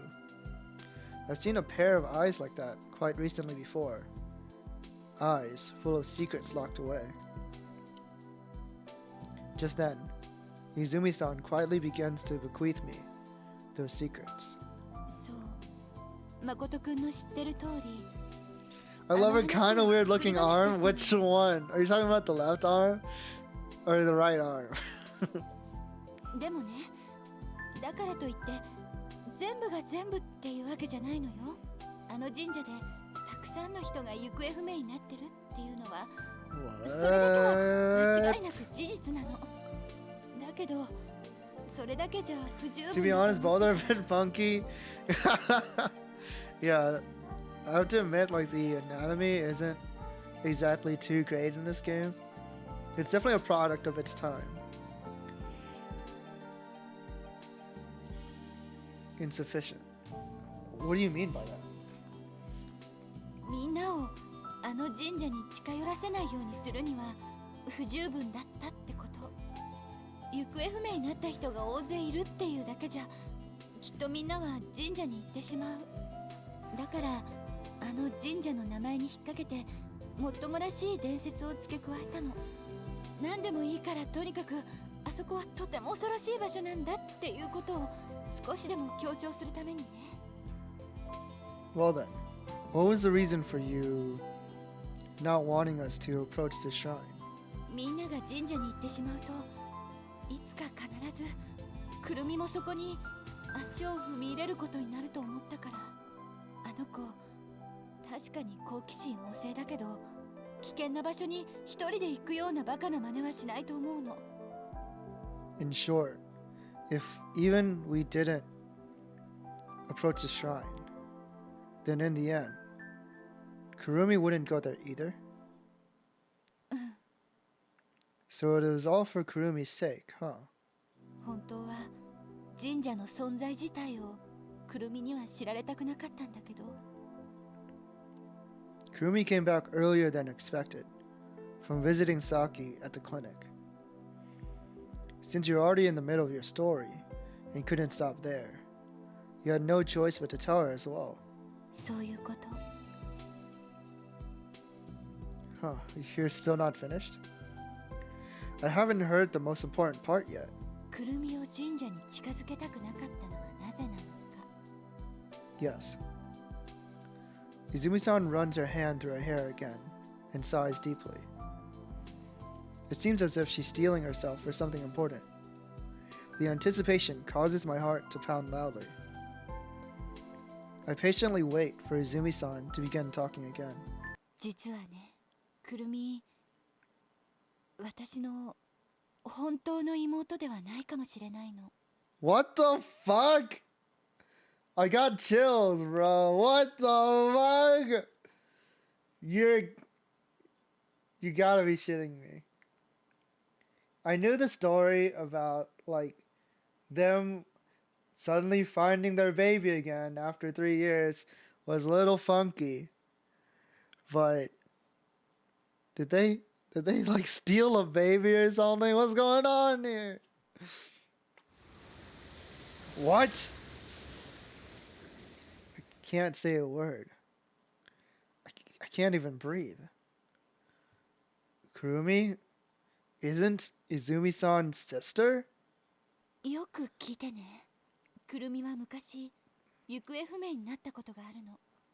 正確に言うと誘拐されたんだけど。Kidnapped. And just then. Oh no! Stop talking. Yeah, I'm like Kurumi looks nothing like Haruka. You guys have to be trolling. くるみ。夕日を見つめながら愛の語ら。Oh, thank God. She didn't hear anything. Holy fuck. No. それもいいんですけどね。そろそろ帰らないと間に合わないじゃないですか。え、バーベキュー。 Funny little crab girl. Yeah, she's even got. She even has like claws for pigtails. 今から戻っても、10分は遅刻だよ。 I look at my watch. 4:40 p.m. on foot. It's about half an hour from here to Luna Beach. Kurumi's right. それじゃ走って帰りましょうか。Crab claw hair is so cute. Yeah. Damn it, Kurumi! You just ruined like a really important moment. I wanted to know what Izumi-san was gonna fucking say. Damn it. くるみはいいけど、お兄ちゃん大変なんじゃない？これだけの荷物持って走るの結構辛いと思うよ。それもそうね。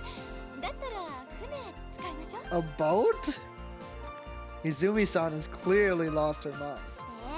何言ってるのお姉ちゃん。じゃあどうすればいいのかしら。どんなことだろうと思って。じゃーん、くるくるくるミラクル。 Kurumi dramatically points towards the fish market. In that direction is a black car. タクシーをご用意させていただきました。 What? Kurumi called a taxi?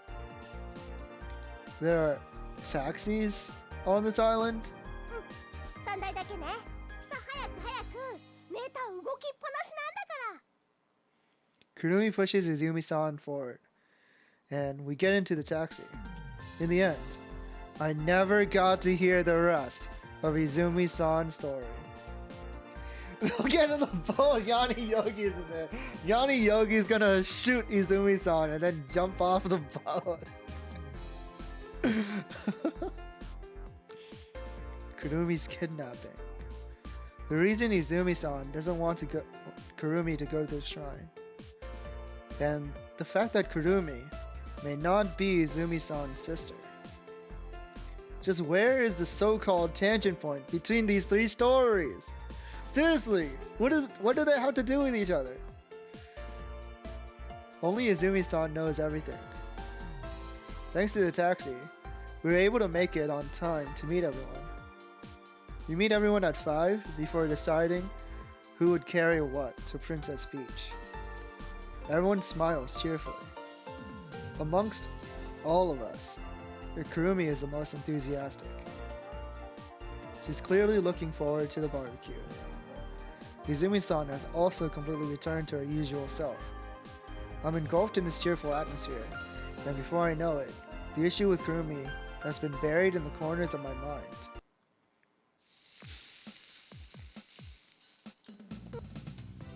I'm sick and tired of this barbecue. Oh, something actually new. Okay. Hold on. Oh yeah, root split now.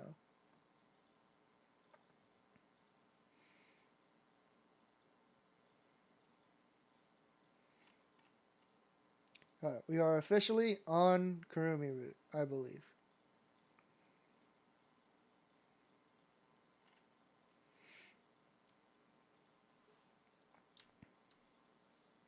Saki and Haruka's happy faces. Why do they seem so happy, even though they only fought yesterday? Kurumi. Kurumi, come here. I had the weirdest Fire Emblem experience today. My fucking armor knight was able to double with 3 speed. Wait. Are you still playing Echoes? How is that possible? That doesn't make any sense. 3 speed? Huh? Yeah, Saki looks really cute here.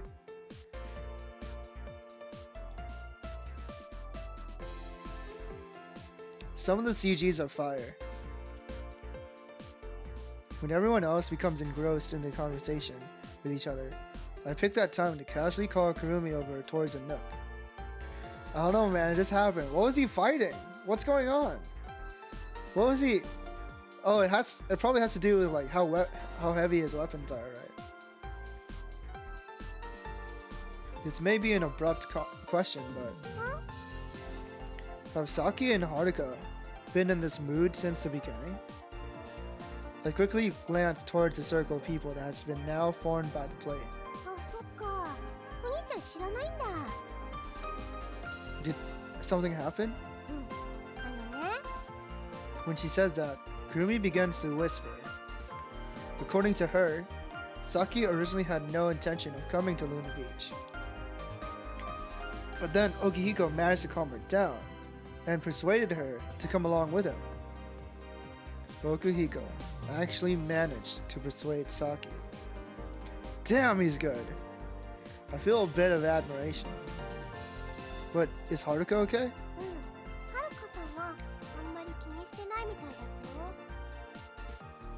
Then those two have made peace.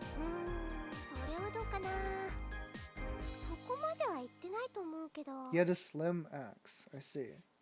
Are slim axes like light in that game?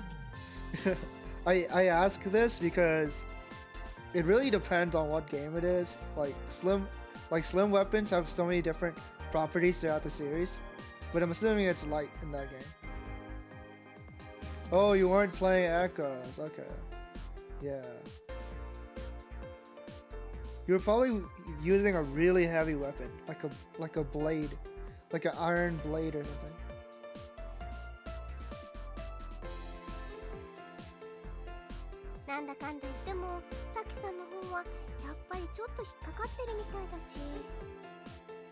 Really?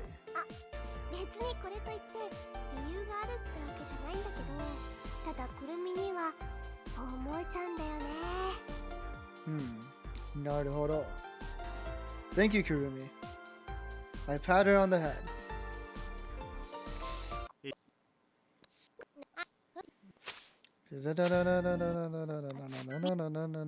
They fight, blah blah blah.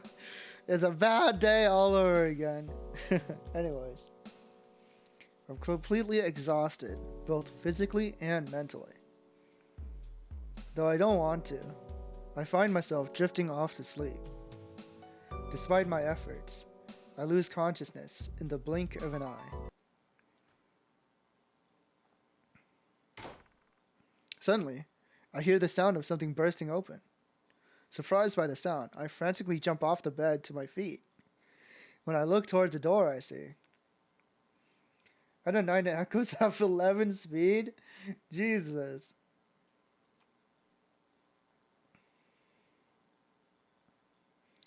I actually can't recall like the speed values in Echoes, but I'm assuming that's really fast. And like the doubling value in Echoes is so strange. It's like, what is it? You just need 1 speed to double someone. It's kind of crazy. Lucas's dummy grows in speed. I guess that makes sense. Because honestly, I don't feel like armor knights should be slow. Like, I understand like being weighed down. Like, I understand having low movement, right? But I think like armor knights themselves should be strong enough to be able to, you know, move comfortably in armor. It's just that they can't move far distances. So I feel that like whenever a game gives like an armor knight like really low speed, I don't think that should be the case. I think like if an armor knight can catch up to an enemy and be in range to hit them, they shouldn't be very slow. That's my opinion.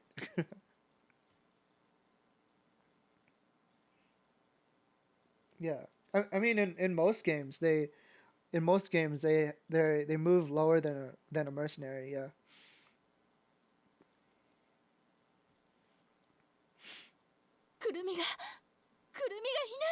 Kurumi's what? Oh, this is where she like disappears. I was searching around. I did not know the... Huh? You're lying. What?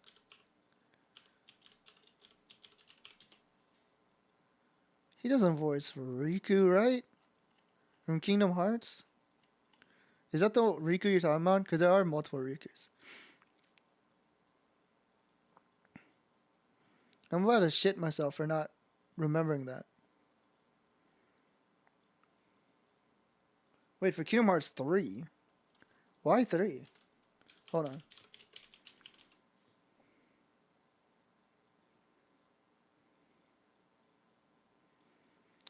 Wait, he does play Riku. What? Am I getting like... It feels like Mandela effect. He voices Riku. See, this is what happens. Because like I don't play Kingdom Hearts in Japanese. So I didn't know that. I can't imagine his voice coming out of Riku's face. That's not right. I don't know how I feel about that.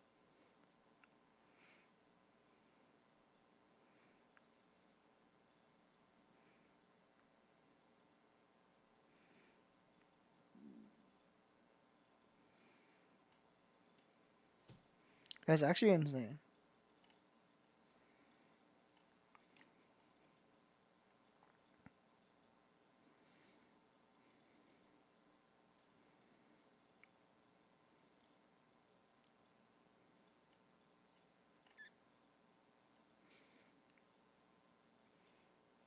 What the? Get your ass out of here. Who the hell are you? What the fuck? Ban your ass.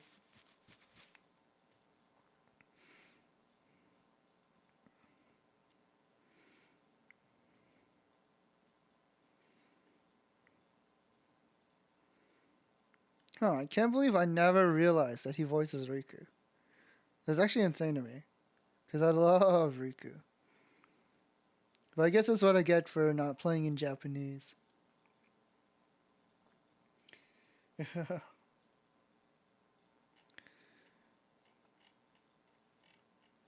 I don't think Light Yagami has anything to do with Riku, but like that's crazy because he has to be like super young to play Riku, like all the way from the beginning. Oh wait, never mind. What the fuck? Okay, how old is he in 2002? How do I do the math? I'll pull out a calculator.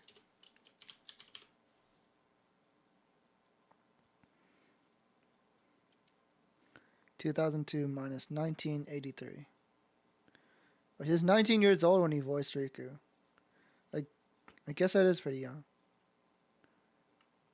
Oh, that's crazy. He has a son? What the fuck? Anyways. Yeah, I know he's Ryuji in Persona 5. So Persona 5 has a lot of really big voice actors. Mamoru Miyano is the guy of all time. Oh, what did they say? No, they didn't say anything interesting. It was a bot. It was just a bot trying to shield themselves.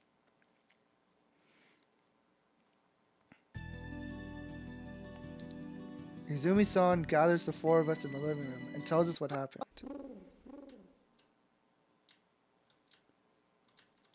Okay. I decide to try getting Princess Peach out of the way first. Hey! Kurumi! I shout out towards the darkness.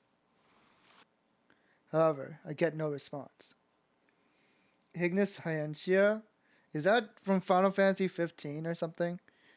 Because I've never played it. Only the sound of the waves breaking up on the shore breaks up the silence. When I suddenly look down, I see the scattered remains of the barbecue. It's so lonely that it's hard to believe that we were making a huge ruckus here just hours ago. Kurumi. I let out a sigh.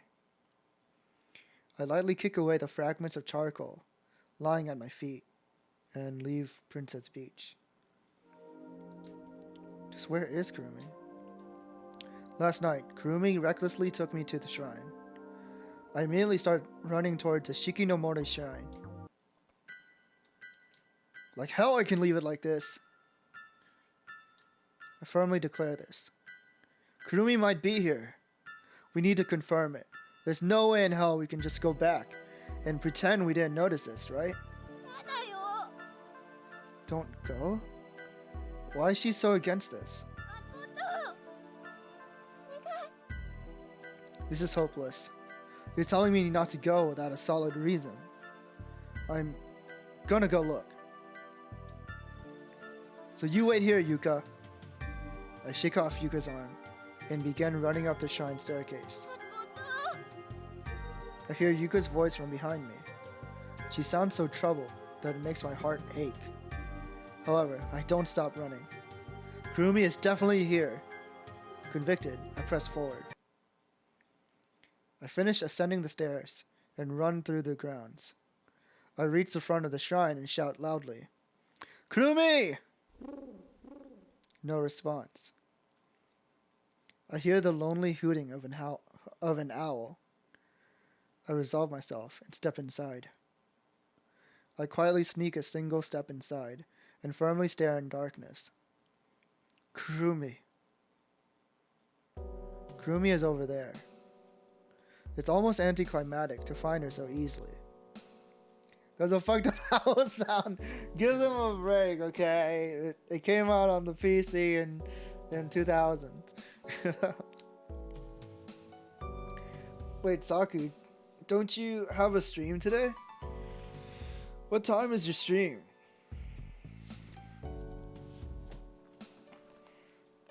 Right now, Kurumi is kneeling flat on the center of the floor. Makoto, I don't think this is any time to comment on a girl's body. In 30 minutes I'm out? Okay, that's what I was thinking. I feel like I should be done with this route by then, or like I'll be a little bit later. I might raid into you. My cousin's nowhere to be seen? No! Not again! Why is he like this? He's avoiding it. He doesn't want to play Pearl anymore. He's tired. Her gaze blankly drifts in space, so blankly that it looks like she's dreaming. I sigh in relief. Anyway, what's most important is that she's alright. Since I'm relieved for the time being, I decide to take the time to survey my surroundings. It's an almost perfectly square room. The walls and ceiling are plastered with red varnish, which has almost completely weathered and peeled off. A small staircase leads to a floor slightly higher than the one I'm standing on, and on top of it is an altar, modeled after a small Shinto shrine.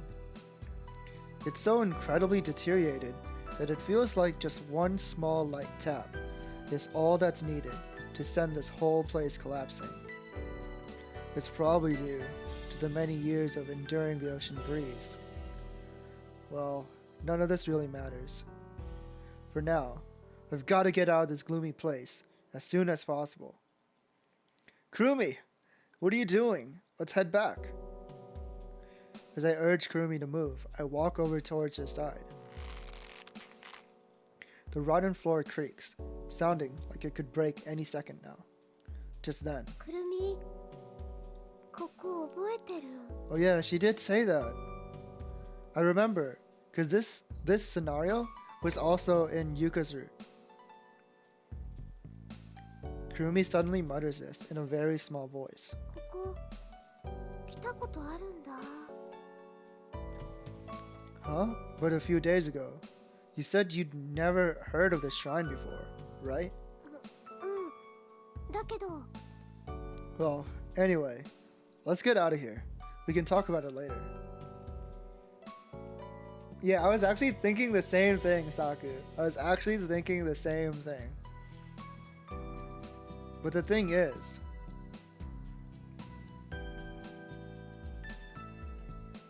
why here? Like, if she's the one who's held here, doesn't that mean that she is Izumi-san's sister?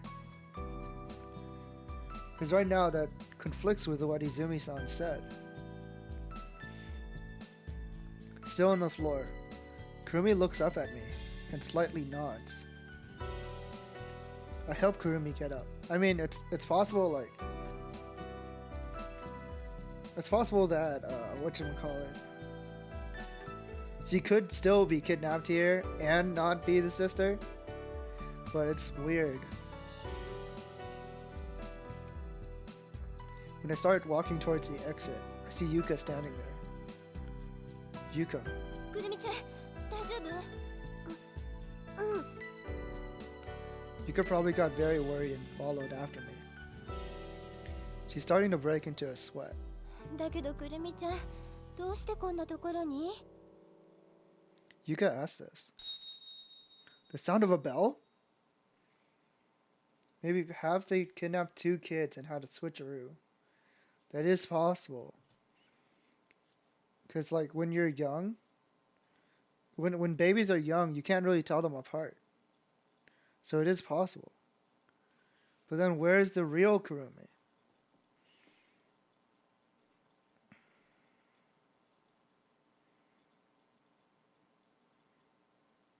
Trying to think.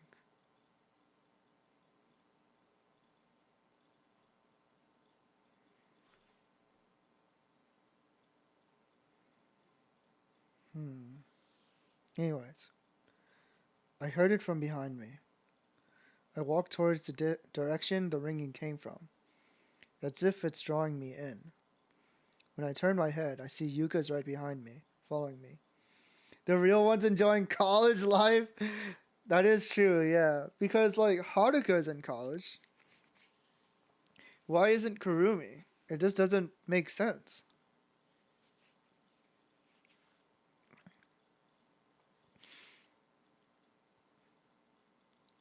I have a sort of fucked up theory that maybe Kurumi is Saki's sister or something. I mean, or yeah. Like maybe Kurumi's Saki's sister. Who knows?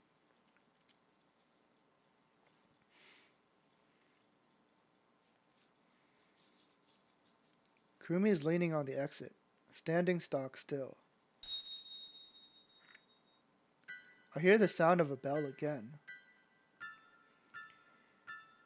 The moonlight shines in from the exit, illuminating the object, but it's not that bell.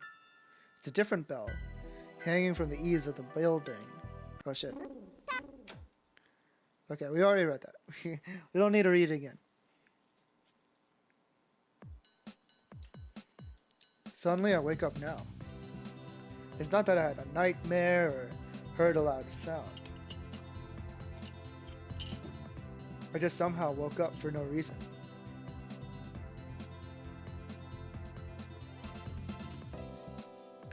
I take a look at my watch, which I placed on my bedside.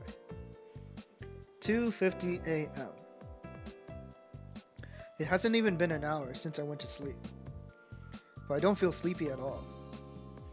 My mind is surprisingly wide awake, So I try to do multiplication tables in my mind to help me go back to sleep. I try this countless times. It's no use, I'm too alert. I give up and get out of bed. I'm sure that there's several leftover beer cans today in the fridge. After drinking a can, my sleepiness will surely return. With that thought, I quietly open the door to my room. Of course, there's no one in the living room. Oh, Ohio nobody. Welcome in. I hope you're doing well today. I let out a sigh in the quiet, empty room. I can hear Okihiko snoring from up in the loft. Then, all of a sudden, who the girl you going for right now? We're going for Kurumi this time. We're trying to find out her past. Okihiko suddenly shouts in a roaring voice. When I look up in surprise... Oh yeah, he's freaking dreaming. Come on. Damn it, Okihiko. What kind of dream is he having anyways? Good stuff right there. Oh, that old geezer-esque expression sounds like something Yuko would say, not me. Better watch myself. Man, that was good. I drank the beer up in one gulp. I placed the empty can on the round table with a clunk. Suddenly, I feel intoxicated. It's a really pleasant feeling. Although it's not like there's anything I really want to do, I casually decide to try going outside the lodge. Suddenly, I look up at the sky. I take a deep breath. Up until now, I've never seen a starry sky as marvelous as this one. I'm bathed in a pool of serene starlight. The twinkling stars shine brightly as they appear to dance. In the bewitching dark blue sky, I can even see the complete flickering of nebulas. I let out an odd sigh. The endlessly vast space. That's where the eternal flow of time lies. I realize the extreme tininess of my own existence. I feel a bit embarrassed, but at the same time, I can't help feeling a trembling sense of ecstasy. The galaxy, the light of Milky Way's flow, is more beautiful than anything in this world. I begin to start unconsciously staggering towards the light, as if it's beckoning me. I bet that if I keep going down the hill and head towards the ocean, I might be able to touch it. No matter how far I go though, the light is always out of my reach. I get annoyed and quicken my pace. Sometimes I try to reach out for the stars. They don't respond. Instead, they seem to run across the sky, away from me. When I come to my senses, I'm walking on Moon Beach. I still can't catch the light. Standing on top of the sand, I try to jump up with all my might, reaching out as far as I can. Just a little further. Man, Makoto's going on his wild night adventure right now. I'll try jumping one more time. I jump again and again and again. Even I know that I'm drunk. It's because I'm tipsy that I'm acting like such a dumbass. I try jumping one more time. And again. And again. Huh? As I attempt to catch the stars, I see someone out of the corner of my eyes. On the roof of Luna Beach, someone is sitting down, hugging their knees. It's Kurumi. Hey! Kurumi! What are you doing outside in the middle of the night? Umi. Huh? I can't hear you! Umi 見てるの. Soka. Can I come over there too? Kurumi nods from the top of the roof. Then wait, I'll be there soon! Fortunately, the door to Luna Beach is unlocked. No, carelessly seems to be a more apt term. I muse over this as I walk upstairs to the second floor. Jump, jump, jump, jump, jump around. Which reminds me, Kara just released a new song, and after so long, and I'm anxious to watch it because, like, Kara is my favorite of all time K-pop group. But I don't know. I feel like I have to be like in the right mindset, the right mood to listen to the song. So I still haven't checked it out yet. I keep putting it off. In that small room, I can hear Izumi-san breathing in her sleep. I stealthily open the window on the ceiling and climb up so I don't wake her.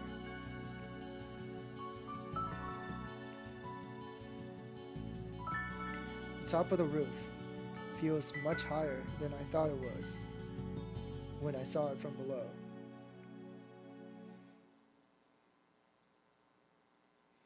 As I grip onto the roof with both my hands, I move to the timid Kurumi who sat down beside me.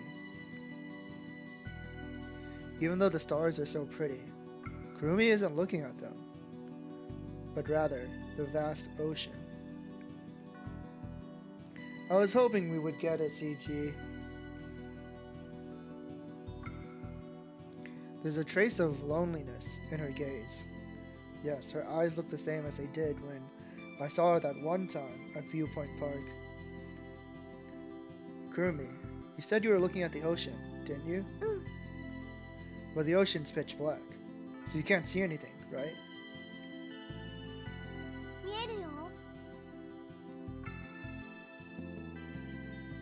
Then what can you see?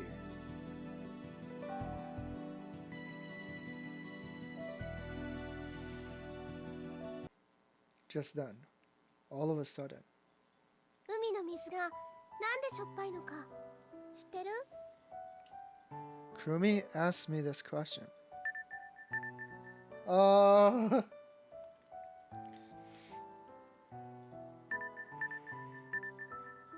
Okay, well this one doesn't matter, so.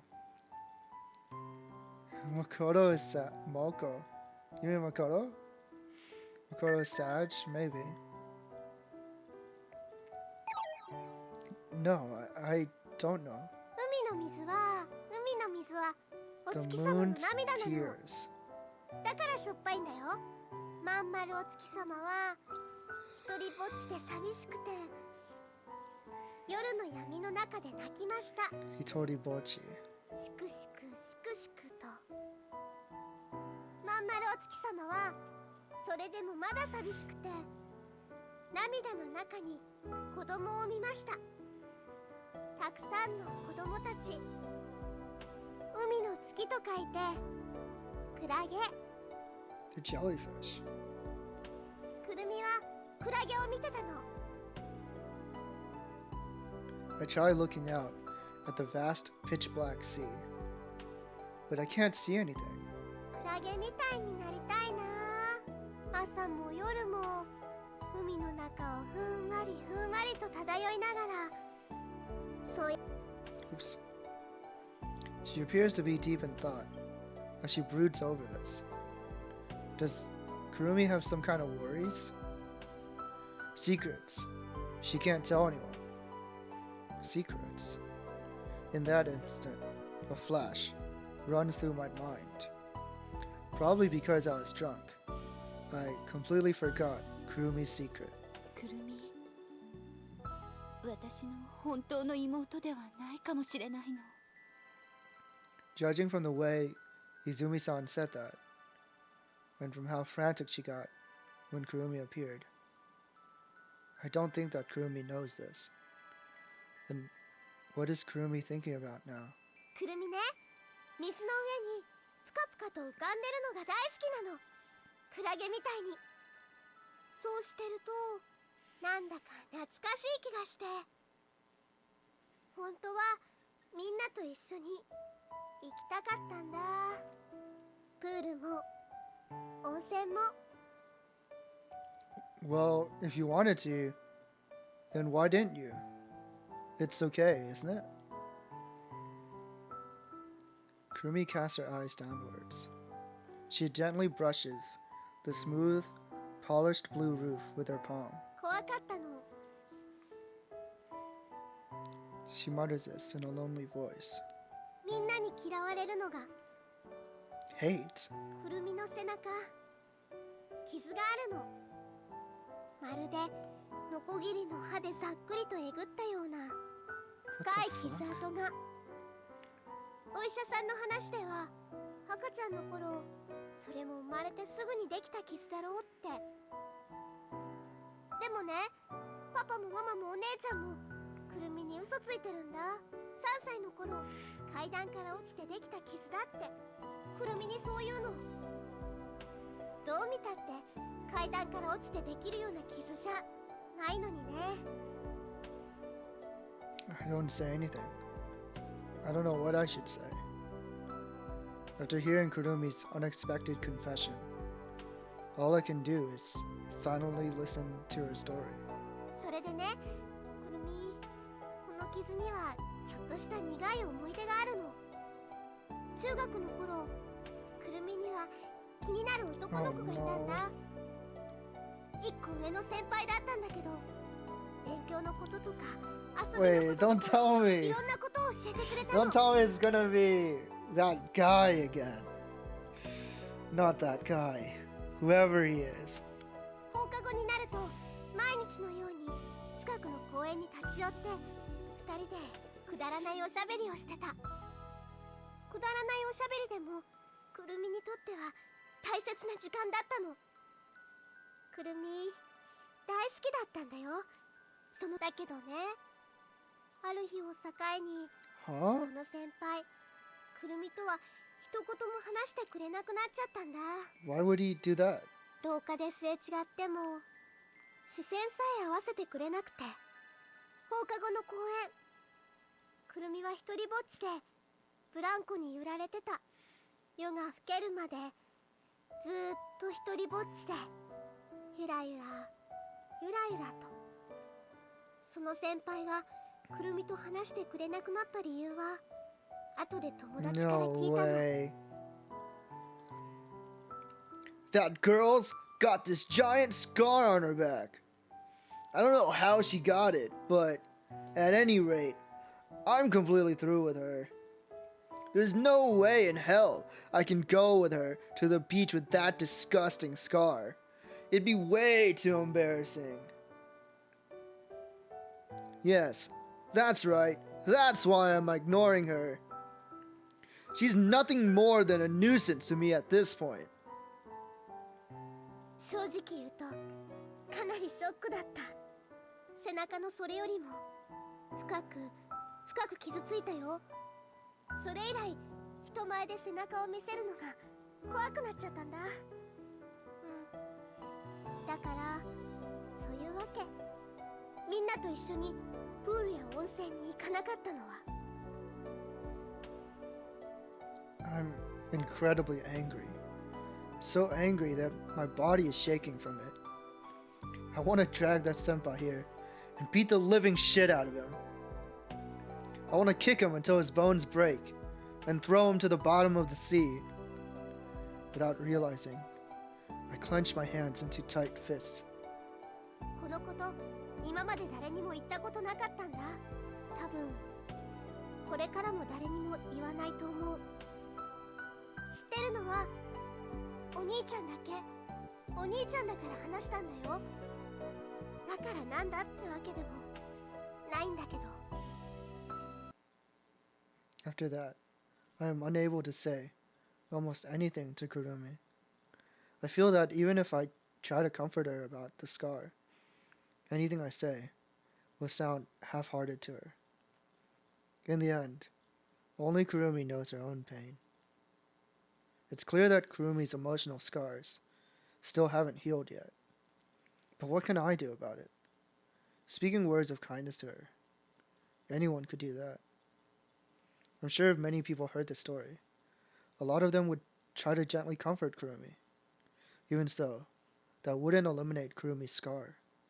It's not something that easy to cure. And what should I do? My mind is in extreme chaos. I'm thinking about way too much right now. Izumi-san's story is still lurking in my heart as well. The shrine, the kidnapping, the possibility that they may not be real sisters, and the scar on her back. Tomorrow, I'll ask Izumi-san to continue her story. That story might have some connection to the scar on her back. The unbearably long night goes on. I suddenly wake up. I fell asleep without realizing it. My watch says 11:38 a.m. It's a lot later than when I normally wake up. There's no one in the living room. I wonder where they've all gone. I wash my face, brush my teeth, change my clothes, and head out. My destination is obvious. I'm going to Luna Beach. With the sky as cloudy as it is, it's hard to believe that it was so starry last night.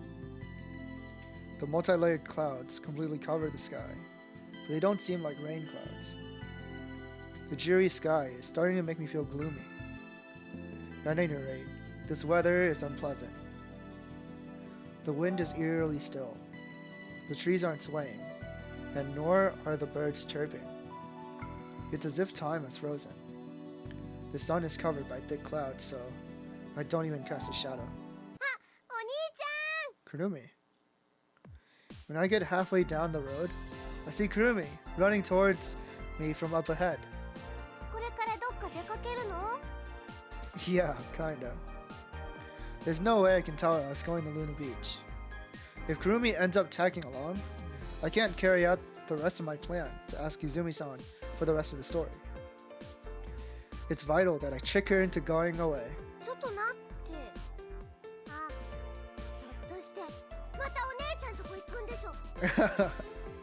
I'm shocked that she guessed it right. No, I was just going to walk around today. You see, this weather isn't good, but occasionally I like taking walks under the cloudy sky. Strange, huh? More importantly, where are you planning on going? There's no one at the lodge. Me? Oh no, not the crab sumo. Oh, now that she mentions it. I said that on this road yesterday. No, but I have to go take a walk.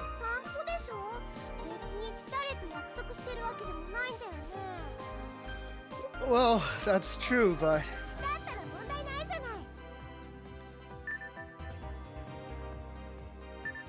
I need to get rid of her. It is a problem. I'm really in the mood for a walk today. I told myself I was going to do it, so I have to.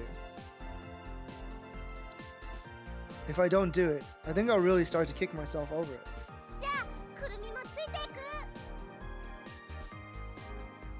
Well, that was a joke. In reality, there's no problem at all.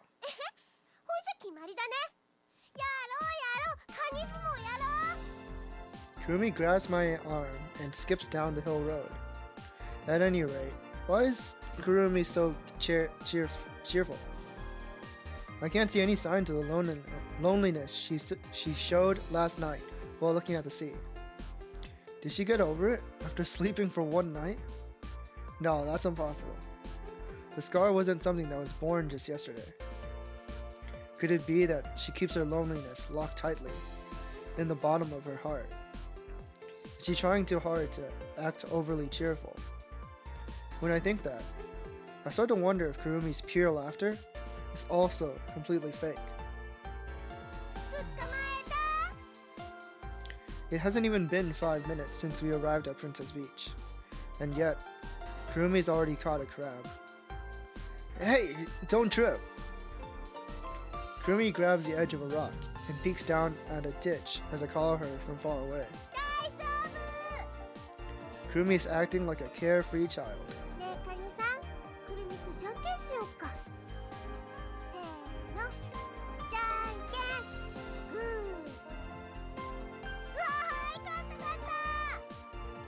It's like the Kurumi last night was fake. Could it be that was a dream? I was a little drunk after all. While looking at Kurumi acting so innocently, I seriously began to consider that possibility. A scar on her back, huh? What's wrong?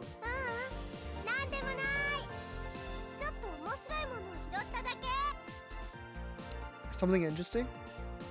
Kurumi suddenly jumps off the rocks onto the sand and runs over to me. What's this something interesting? Yeah? What? Okay. Go! Kurumi stretches the crab's claw out. Incidentally, I have paper.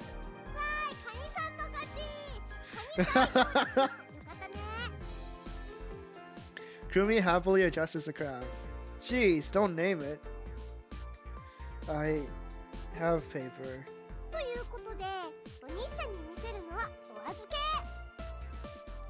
Kurumi puts something interesting in her pocket. Huh? Just now, I thought I heard something. Yeah, this is the bell. She also found this bell in Yuka's room. And she gave it to me that time.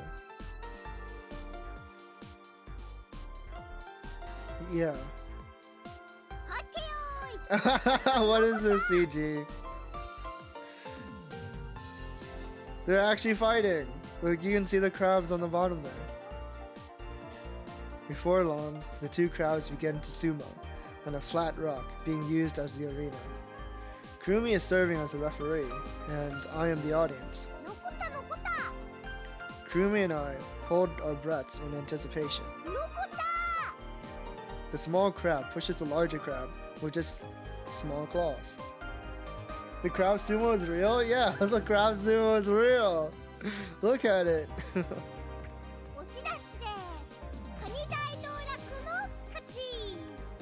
I thought she was joking about it, but she was absolutely dead serious about watching the crab sumo.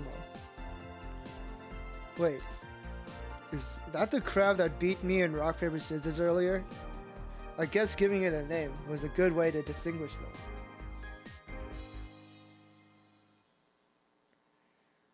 Kurumi pets both the winning and losing crabs equally. After that, she lets the losing crab go while waving sorrowfully at it. It's quite a pleasant scene. It should be alright if I ask Izumi-san about that story tonight. I think this to myself. I'm not giving up, just putting it on hold. I just want to look at Kurumi as she is right now forever. Kurumi's smile seems like an angel's. An angelic smile has blown away all trace of uneasiness in my heart. Something has begun to sprout within me. I finally realized what it is now. It's my want to watch over Kurumi forever. After almost an hour, the crab sumo has ended. It was quite the splendid victory for Mr. Sumo Crab. As a reward, we give the crab a year's worth of seaweed by wrapping them around its claws, and then return it to the sea. Having finally reached a point where I can take a break, I am suddenly assaulted by hunger. Now that I think about it, I still haven't eaten at all today. Oh, I'm so hungry. I mutter this, groaning. Huh?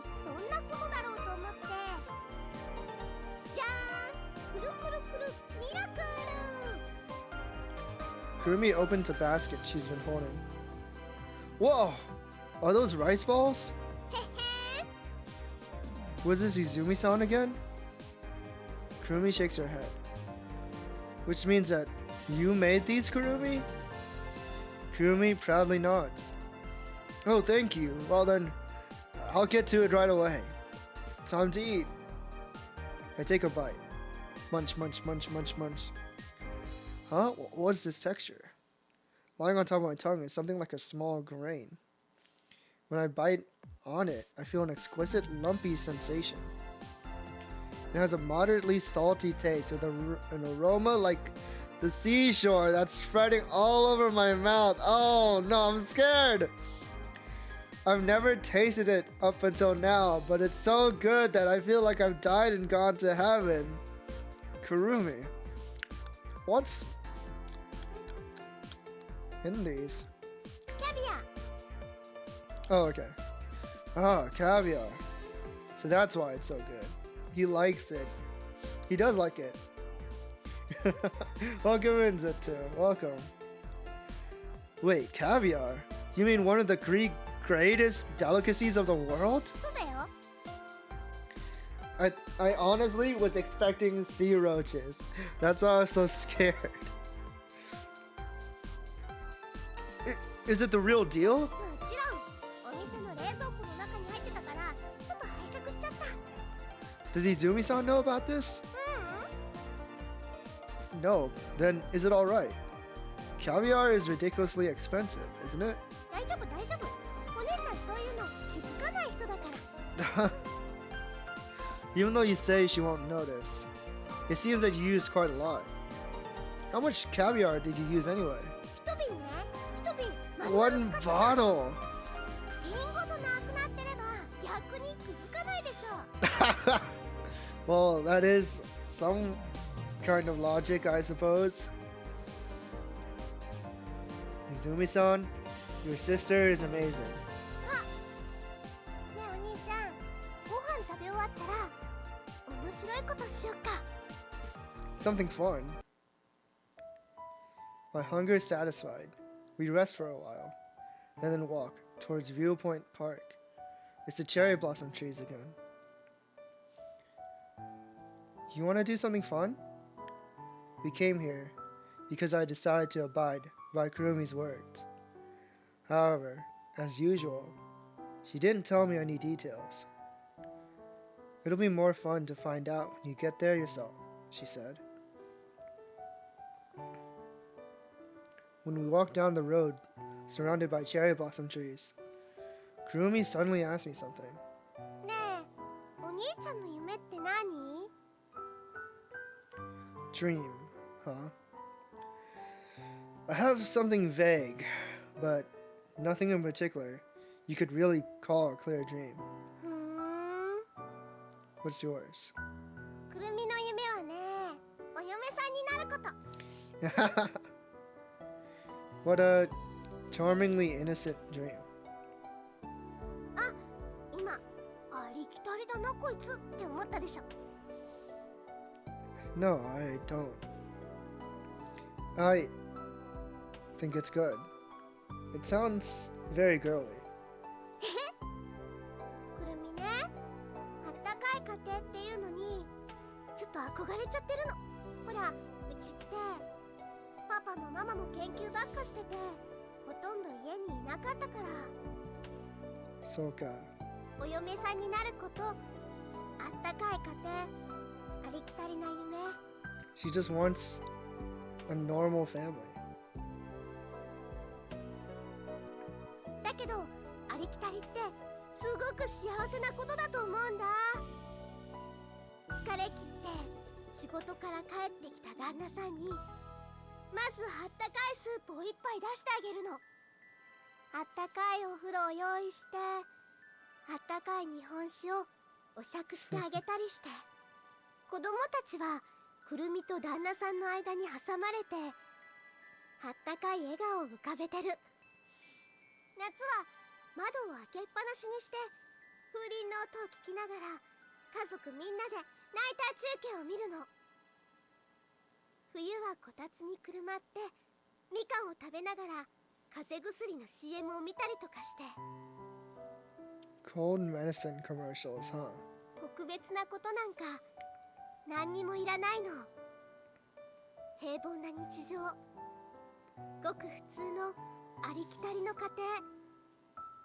旦那さんのあったかい胸に顔をうずめて夜はすやすやと眠るんだ。それだけでくるみは十分幸せだから。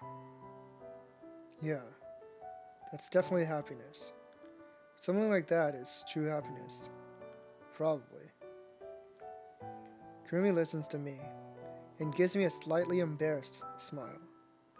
The cherry blossom petals flutter and fall down, and one of them lands on the tip of Kurumi's nose. Kurumi gently brushes it off with her fingertip, while giving another embarrassed smile. ねえ、お兄ちゃん。Hmm? お兄ちゃんの胸はあったかいよね。What? Huh? さ、早く面白いことやりに行こう。 Hey! Get back here! What are you trying to say? Kurumi drags me by my hand and guides me towards Viewpoint Park. For some reason, although the sky is gray, my heart is as clear as a blue sky on a sunny day. Kurumi and I arrive at Viewpoint Park and sit down on the tiles with a thump.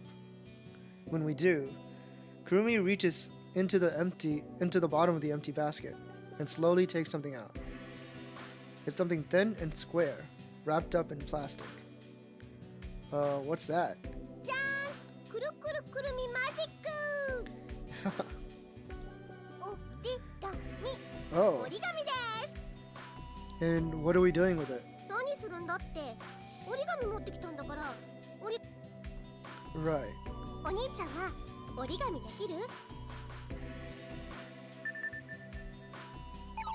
If it's folding cranes, I can do that. なんだ、粒しか折れないの？ Hey, isn't it enough if I just fold cranes? 十分じゃないよ。レベル3。経験値514ってところかな。 What the hell? Rude. そうだね、くるみが教えてあげよう。 Please do. And thus, Professor Kurumi's Origami 101 class begins. で、ここをこうして、こうして。 Like this? 違う。ここは山折りじゃなくて谷折り。Oh, like this. ダメ。まず落下線してから谷折りにするの。 Origami is really hard. Fold, fold, fold, fold, fold, fold, bend, bend.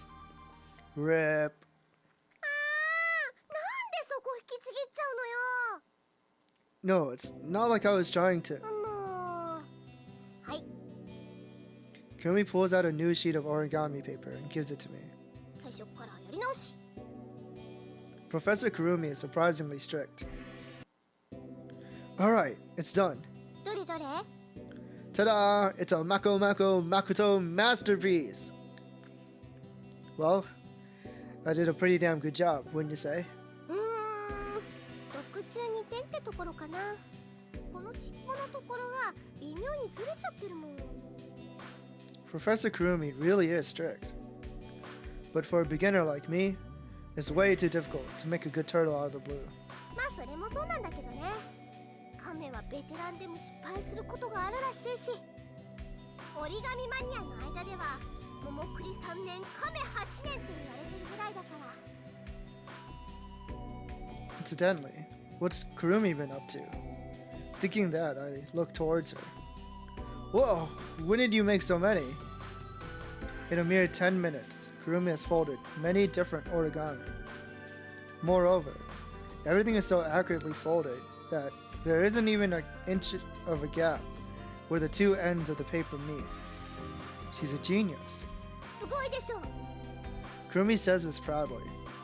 As she says this, I carefully pick up one of them in between my fingers. What's this? カブトムシ。 Then what's this? キングギラドン。で、これが武田信玄で、これがで、これが沖縄サミット。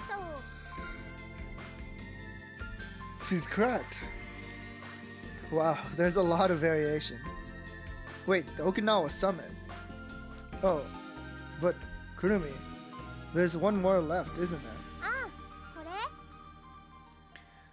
As she says that, Kurumi takes the last one left and places it on her palm. This wrinkled origami, what's it? これはお兄ちゃん。 Huh? お兄ちゃんが笑ったところ。It doesn't resemble me. No matter how you look at it, it doesn't resemble me at all.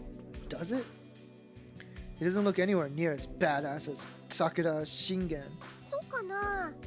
くるみは似てると思うけど。まあいいや。はい、これ記念にあげる。Kurumi places me on my palm. くるみからのささやかなプレゼント。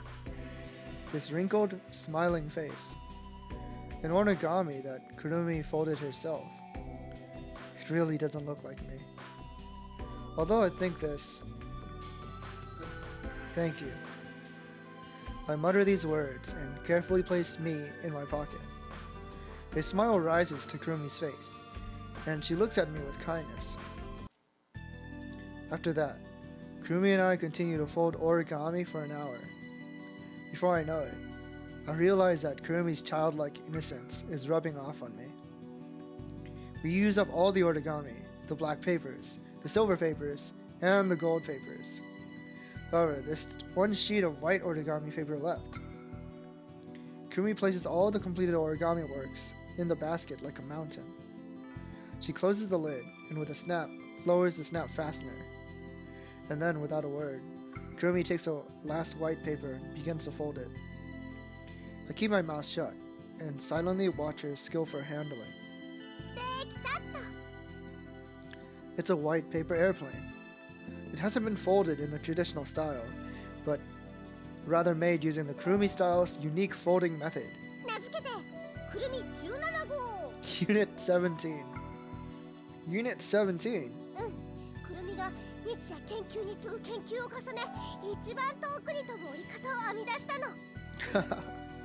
In other words, this is version 17.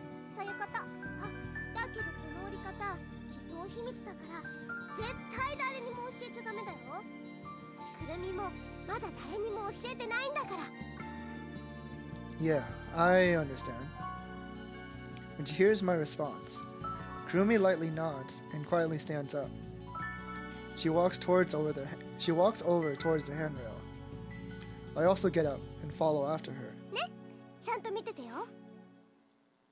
Kurumi says this and throws the paper airplane into the sky. Unit 17 glides in a straight line, flying above the windless sea. Endlessly, flying without destination. It's like it's drawing a straight, white line. I steadily begin to lose sight of the airplane as it gets smaller. All I see are its triangular wings, and before long, there's nothing more than a dot. I can't even see any ripples.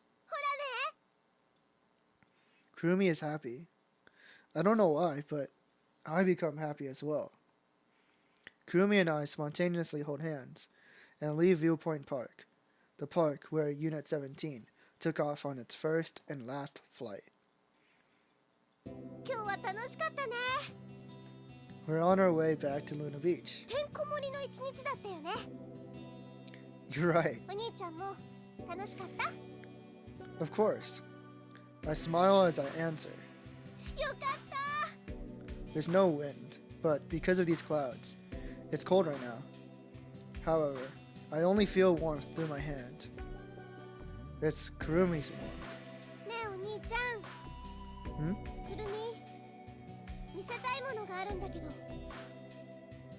Show me something.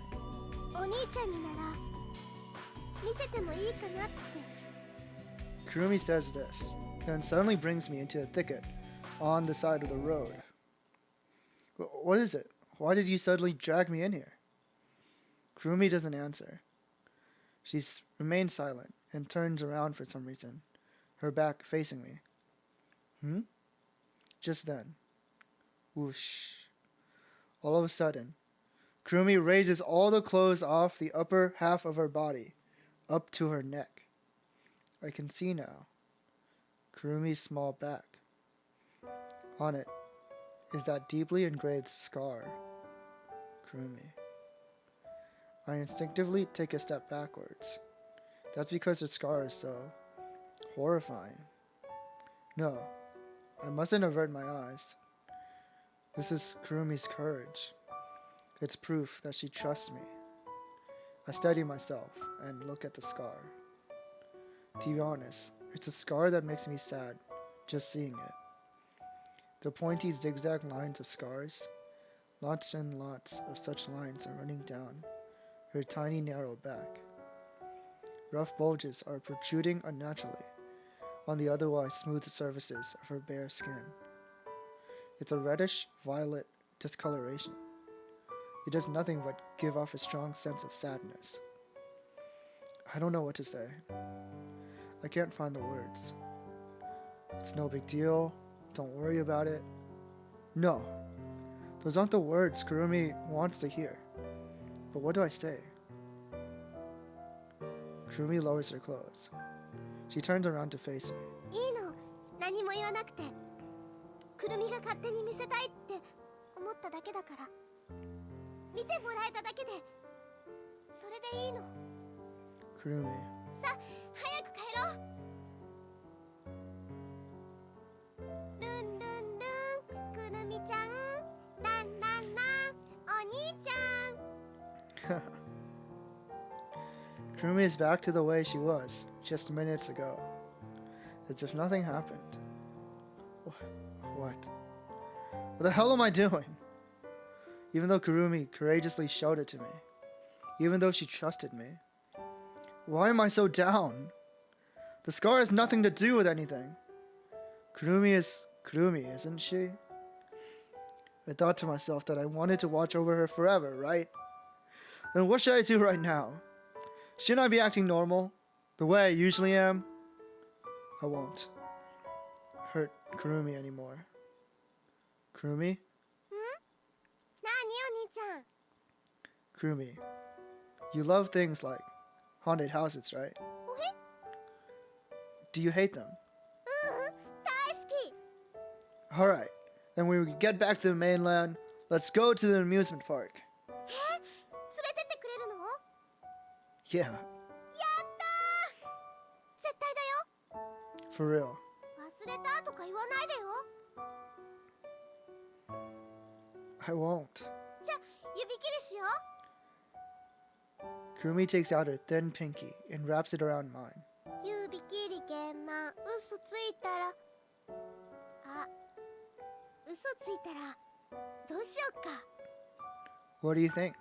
そうだなそれじゃほっぺにチュー Kiss her on the cheek.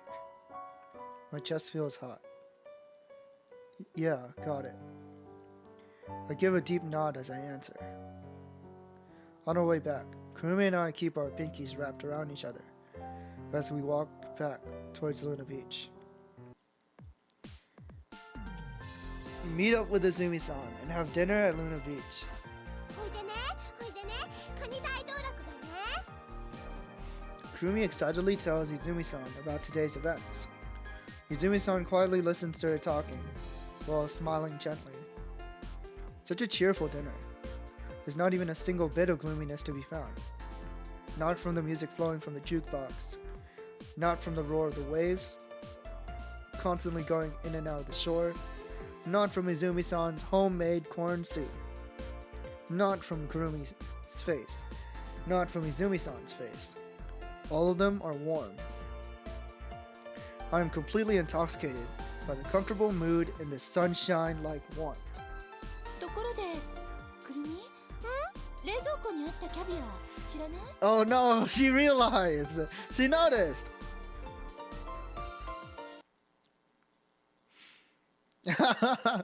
Alright, just gonna skip straight to April 6th, I guess. Lamau.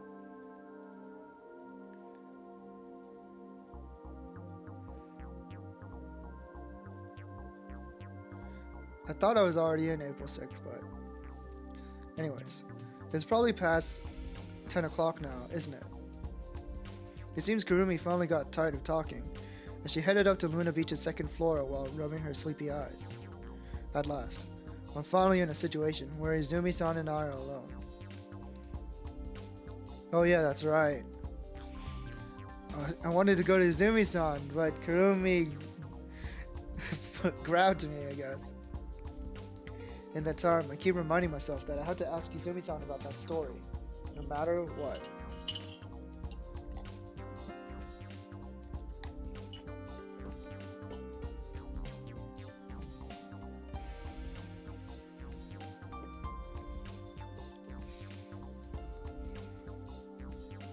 I continue to tell myself that I ought to start talking to her about it, but I keep feeling like the timing isn't exactly right.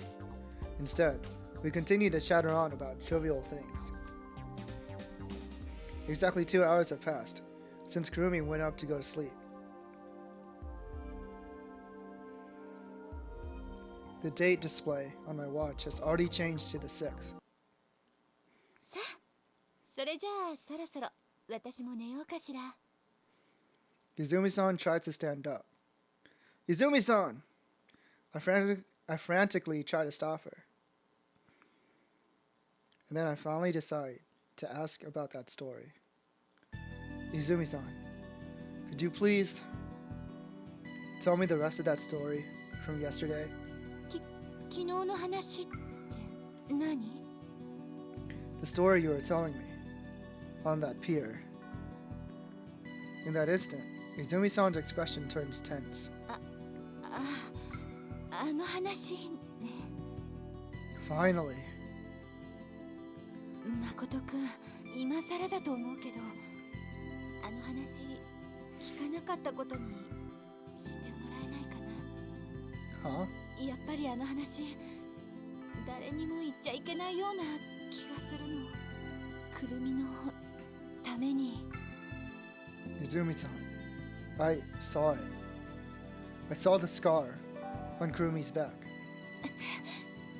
But I said nothing. To be honest, it was much more horrifying than I ever could have imagined. Kurumi's scar and that story. There's a connection between them, isn't there? Right now, it seems like Kurumi is still bothered by that scar. One way or another, I want to heal Kurumi's emotional scars. She didn't get that scar from falling down the stairs, did she? She probably got it shortly after she was born. Kurumi's realized that, you know. What was the real cause? The shrine? Kurumi's kidnapping? The fact that she may not be a real sister. They're all connected somehow, right? Please tell me, Izumi-san. Izumi-san keeps her eyes firmly on the ground, her mouth tightly shut. At this rate, she's not going to tell me anything, is she? Just what happened to Kurumi as a baby? If I don't know that, then I don't think I can heal Kurumi's scars. No. More importantly, it might be that I just want to learn everything about Kurumi above everything else. I want to find the main cause of Kurumi's pain and take away that suffering. I have to. くるみは Izumi-san suddenly starts speaking. くるみはたとえ血のつながりがなくったってそれでも本当の妹なの。昔からくるみと私はいつだって一緒だった。親が留守がちだったせいで小さい頃から私はくるみの母親代わりだったの。ご飯の世話から宿題の面倒まで全部私が見てた。気がつけばいつの間にか父兄参会や保護者面談まで私の役割になってたぐらい。そういえばくるみが小学3年生の頃、担任の先生にお母さんの絵を描いてくださいって言われて、だけどくるみが描いたのは私の絵だったのよ。うちに帰ってきたくるみは先生に叱られたってワンワン泣いて、当時中学生だった私はすぐに小学校の職員室に怒鳴り込んでいったの。その時ね、くるみ私の背中に隠れながら担任の先生に向かってあかんべっていつでもちょこちょこと私の後を追いかけてきてた。歯を磨く時も一緒、寝る時も一緒。彼氏から電話がかかってきた時まで私のそばにくるみはいたわ。くるみのことなら私が一番よくわかってる。逆に私のことを一番よくわかってるのもくるみだと思う。そんなくるみのことが私は誰よりも大切。そんなくるみだからこそ血のつながりなんか関係ないの。だからもういいのよ、神社のことも含めて。何もかもあの話はもう私の中ですでに解決してしまったことなんだ。 What the hell? You were telling me it earlier. Why are you suddenly deciding not to now?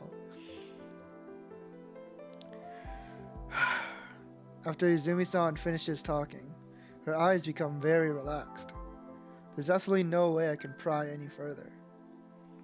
This is Izumi-san and Kurumi's problem. In the first place, it might have been something that an outsider like me shouldn't have gotten involved with in the first place. That's what I think.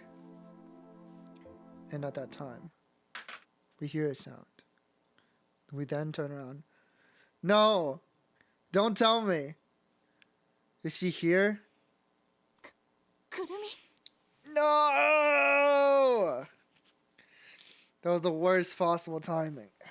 Fuck. My heart stops. 本当なの？くるみはお姉ちゃんの妹じゃ。違うのよ、くるみ。嘘つき。みんなくるみのこと騙して。だからそれは嘘つき。 Kurumi starts to rush right out of Luna Beach. Kurumi! She bolts open the door and runs outside. I look for Kurumi, looking left and right. Step, step, step, step. I can hear footsteps on the sand. She's at Moon Beach! I jump over the banks and land on the sandy beach. I see Kurumi's back as she runs south down the beach. I start running, kicking off the sand. I fill my body with strength as I run. The sand flies up behind me as I run across it. Kurumi's getting closer and closer.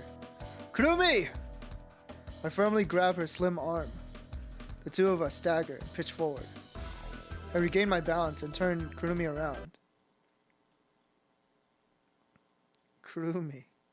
Yeah, the crying emoji is right. Man. Kurumi is crying. Large teardrops begin to pour out of her eyes. She keeps wiping them away with her palms, but more tears just keep on coming. お兄ちゃん。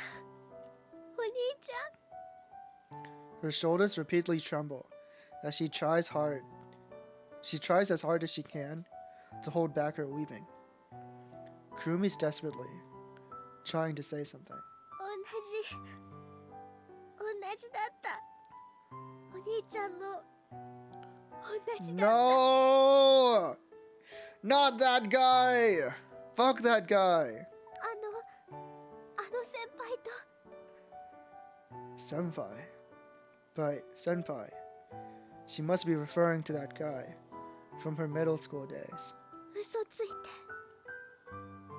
みんなお兄ちゃんのこと信じてたのに。 Kurumi, what are you talking about? さっき聞いたんだもん。 Heard? 想像してたのよりひどかった。 Why do you have to say it like that? ひどかったってそう言ってたじゃない。 I feel like a dagger has been thrust into my heart. I definitely said that. Horrifying. Horrifying. I said that. みんなくるみの大好きな人ばっかりがくるみをいつも騙して。 We're not to see. もう嘘つかないで。パパも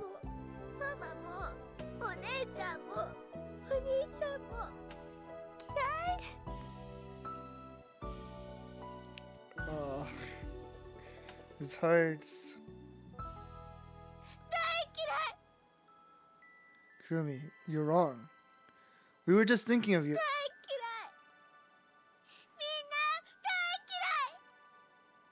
Kurumi.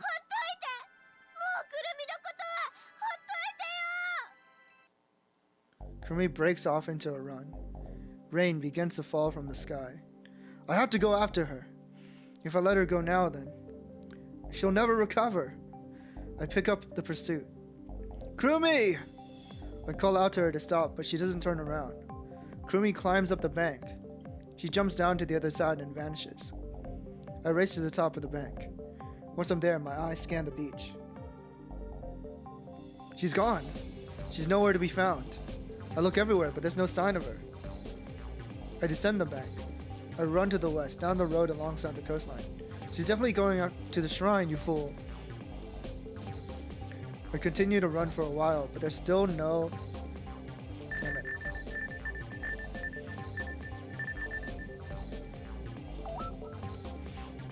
But there's still no trace of her in this direction. I go back the way it came. Kurumi! I scream, even though I know there's no way she'll answer. In the end, I'm back in front of Luna Beach. Kurumi, where did you go? Kurumi. Check the shrine, you fool! The shrine! Something cold and wet hits me on the forehead over and over again. Rain, huh? It's beginning to drizzle. In order to avoid it, I go under the overhang of Luna Beach. I look at the rain for a while. A place Kurumi would go. A place Kurumi would go. A place Kurumi would go. A place Kurumi would go. Come to think of it. Kurumi, ここ覚えてる。ここ来たことあるんだ。あの神社。すごく懐かしい匂いがしたの。ちっちゃい頃、お姉ちゃんにもらったお下がりの洋服の匂い。I start running once more. By the time I arrive in front of the long staircase, the drizzle has become a constant rain. I wipe off the raindrops from my soaked forehead with the back of my hand. Kurumi is definitely up ahead. I begin to run up the stairs. In the deep darkness, the shrine stands out like something faintly white against a dark background. The raindrops, pelting the roof, become a thin mist that envelops the shrine. Its faint and gray appearance makes it look like a mirage. I tumble into the illusion-like shrine while slipping across the stone pavement, wet from the rain. She's not here. She's not here. Kurumi isn't here either. Frustrated, I can feel my blood rush through my body. Wow, I'm surprised she's not here. I'm enraged for running all this way for nothing, and being unable to voice my frustrations. My restlessness reaches nearly unrestrainable levels, and just seems to burst open. I vent my irritation by kicking one of the shrine's pillars as hard as I can. Even so, I'm still mad. I wander aimlessly around the shrine. Suddenly, I look at my watch. Saturday, 12:54 a.m. The sound of that bell? No, that's wrong. That's a different sound than the bell in my dream. It's an altar bell, a bell dangling from a small building, modeled after a small Shinto shrine that rests on the altar. There's probably a draft blowing from somewhere that's causing the bell to swing. Bell, bell, bell. It can't be. What if, by any chance, Kurumi has that bell right now? At that moment, cold shivers run up my spine. No, that's impossible. I definitely threw that bell into the ocean on the night of the 1st. But what if that bell were washed ashore to the beach by waves? Today is Saturday, April 6th. If that dream was a prophetic dream, then I violently shake my head to shake off that delusion. There's no way. No matter what, that's absolutely impossible. I bite down on my lip hard. The shrine's exterior. I stare at the edge of the rooftop where rain is flowing down like a waterfall. Rage surges in my heart like billows. I try to wash away that hopeless dream, but it just won't disappear. Like a deep stain, whenever I try to wipe it away, it just spreads even more throughout my mind. Anyway, I need to keep looking. There's no way I can leave her alone, as she is right now. The cold rain, I run once again in the rumbling, roaring downpour. Where the hell is she? I keep running as fast as I can as the rain beats down on me. I keep looking for Kurumi. Alright, Saku says hi? Why does he say hi? She's streaming right now. But thank you, I guess. I hope she's having fun with Ace Attorney.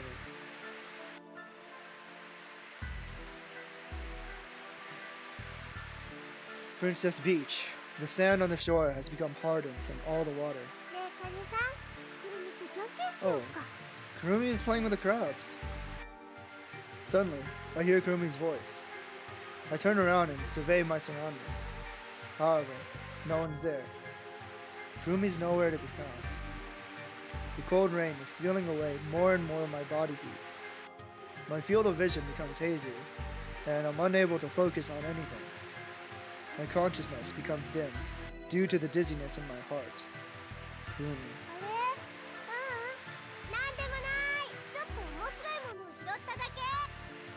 Something interesting. It couldn't be that thing that she picked up back then. Was the bell? Is that it? Is that really it? I shiver in fear. The strength throughout my body begins to disappear. Against my will, I struggle to take a step forward, and just like that, I stagger as I leave Princess Beach.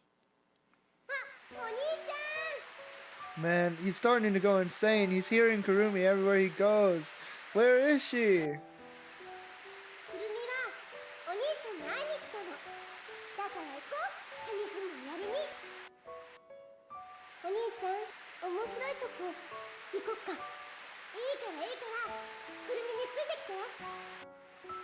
My bedroom. An empty bedroom. So she didn't come to the lodge after all.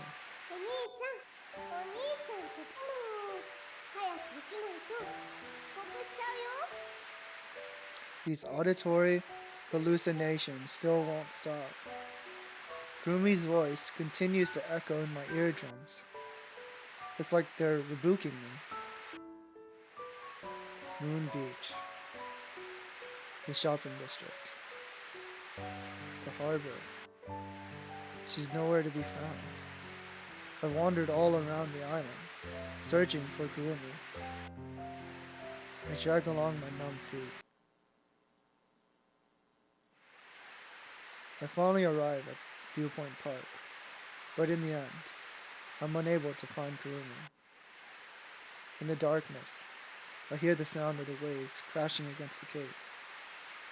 It seems like the darkness itself that's enveloped the world is letting out a furious roar. Viewpoint Park. This is where I first saw Kurumi's eyes, clouded by sadness. くるみね、水の上にぷかぷかと浮かんでるのが大好きなの。そうしてるとなんだか懐かしい気がして、本当はみんなと一緒に行きたかったんだ。プールも温泉も。I called Kurumi's scar horrifying. I'd intended to take away that pain, but the truth is, I was avoiding it. I loathe that scar. I can't even touch it. I can't heal Kurumi's scar. Her true scar is the one that's been deeply engraved into the innermost depths of her heart. I wonder what she's thinking about right now. The scar, her relation by blood. Both of those were huge shocks to her. No, if that's the case, then Is Kurumi really at the shrine? The scar, and her blood relationship, and the fact that there's no doubt that the shrine's connected to her somehow. Kurumi probably already knows that. I said something similar in my talk with Izumi-san. When I was making those inquiries to Izumi-san, Kurumi heard me say those things and thought to herself, I'll try going to the shrine one more time. The instant I think that, the eastern sky starts to become bright. The morning sun slowly creeps overhead. However, its light is completely shrouded by heavy rain clouds. I ascend the long staircase. The night has been completely vanished by the dawn. I can't see anyone in the shrine grounds, hazy from the rain. The ground is violently pounded by swarms of large raindrops. The sound of the rainfall is so loud that it feels like it could erase the whole world itself. I take a breath of the wet air. My nasal cavities are pierced by the cold. The whole grounds have become one large water puddle. I take 2 steps, slowly walking into the puddle of water. The cold sound of my footsteps as I walk across the water echoes in the mist. I get closer and closer to the dim, white, mirage-like shrine. Its vague features gradually start to become clearer. I can see that the door to the shrine has been torn open. Dust from inside the door flutters about in the darkness. With each step forward that I take, the inner details of the shrine become clearer and clearer. It's as if all the particles of darkness in the shrine disappeared swiftly and soundlessly, like they were sucked up by something. Before long, I find her. I see a girl silently standing still inside the shrine. It's Kurumi. Kurumi. Kurumi! I kick off the ground. I run in order to push my way through the pelting rain. I use whatever energy I have left to sprint towards her. Even though I trip and stumble over puddles, I still keep running. Kurumi! I scream again, but the ruthless sound of the rain drowns out my voice. Kurumi doesn't notice me. She's standing stock still in the middle of the shrine dejectedly, as stiff as a doll. But I'm almost there. I'm almost there. Kurumi is right before my eyes. Just a few more steps and I'll reach that short staircase. Kurumi! Nearly out of breath, I barely managed to wring out my voice. Kurumi quietly turns around, gently, without a sound. Oni-chan. She mutters this in a lonely voice. And at that very instant, the earth shakes. I saw this coming. I knew this was gonna happen. Oh my god. This damn earthquake. I lose my footing and fall forward, crashing into the ground face first. It's a raging earthquake.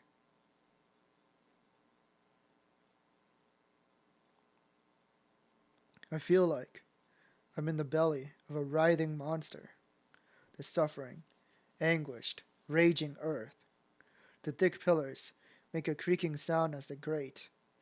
Small splinters come falling from the ceiling as it tears apart.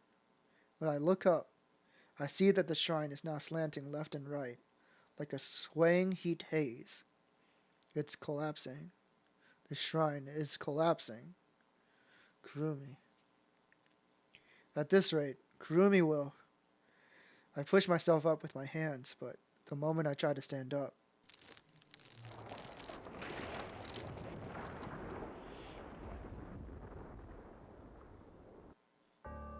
a mountain of rubble. Where the shrine once stood now is a cruel mountain of rubble. The broken pillars, the wreckage of the roof that's been smashed to pieces. I start to reach for a thick plank of wood.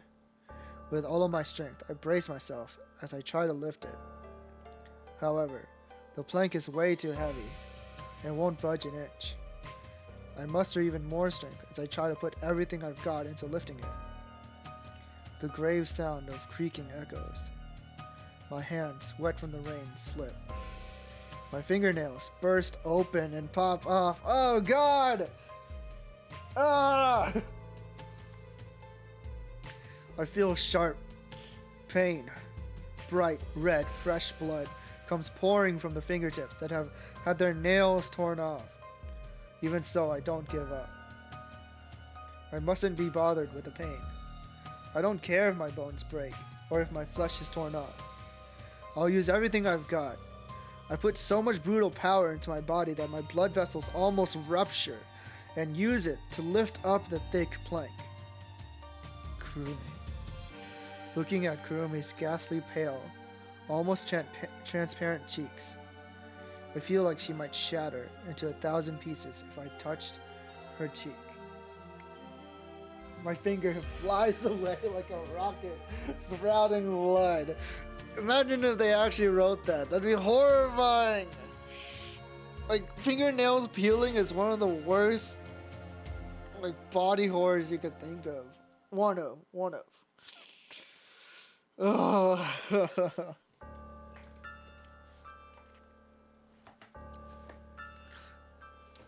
As if she were a doll made of glass. Her heavily dangling palm is clutching onto a fragment of light. The bell. It's that bell. That cold silver light.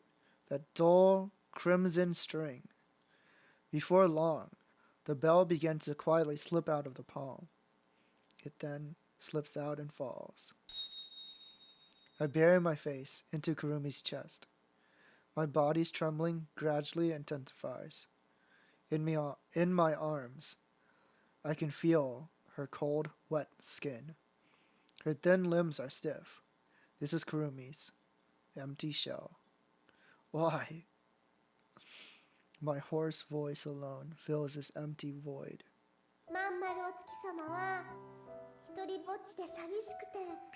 No, not the scene, please. Not the flashbacks.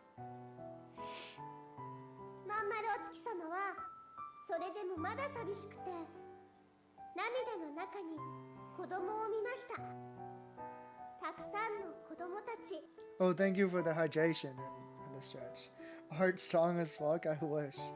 I could never do what he's doing right now.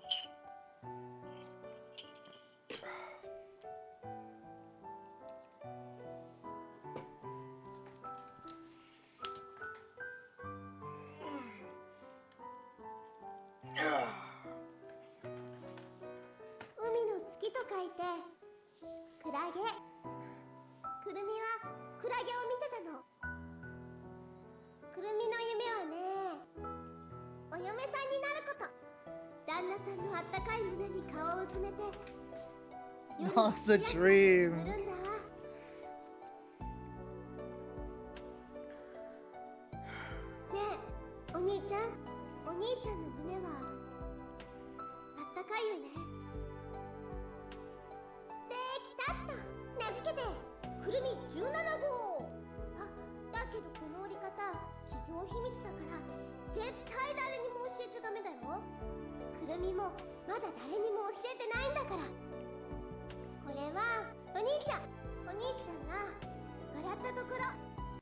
I put my hand into my pocket.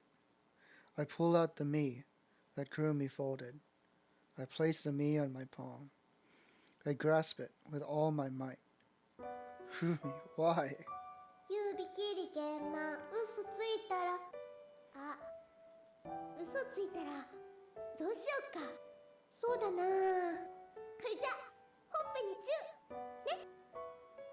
We made a promise, right?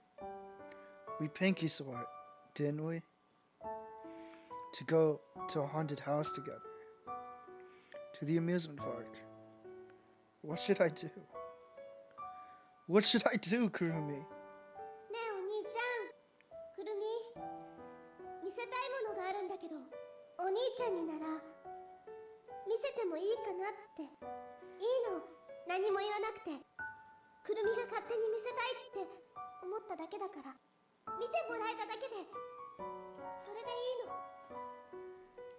Kurumi, I もう嘘つかないで。大嫌い。みんな大嫌い。 I curse the earth. I curse the heavens. I curse God. And I feel disgust, hatred, and indignation towards myself. I tear at my chest, wanting to gouge out my heart and crush it as hard as I can with my own hands.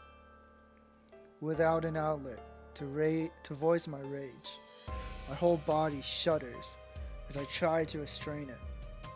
I gnaw and grind my molars, and dark blood comes overflowing out of my mouth. If I could have one wish granted, it would be to see Kurumi's angelic smile once again. I glare at the sky and bare my teeth as I scream at the top of my lungs, wringing out every single emotion within me. I soon begin to fall to the bottom of hell.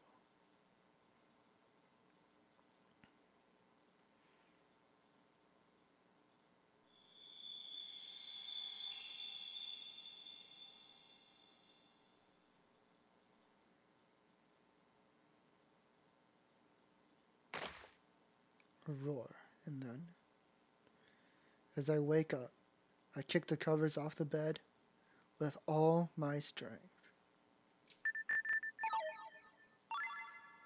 And we'll stop there.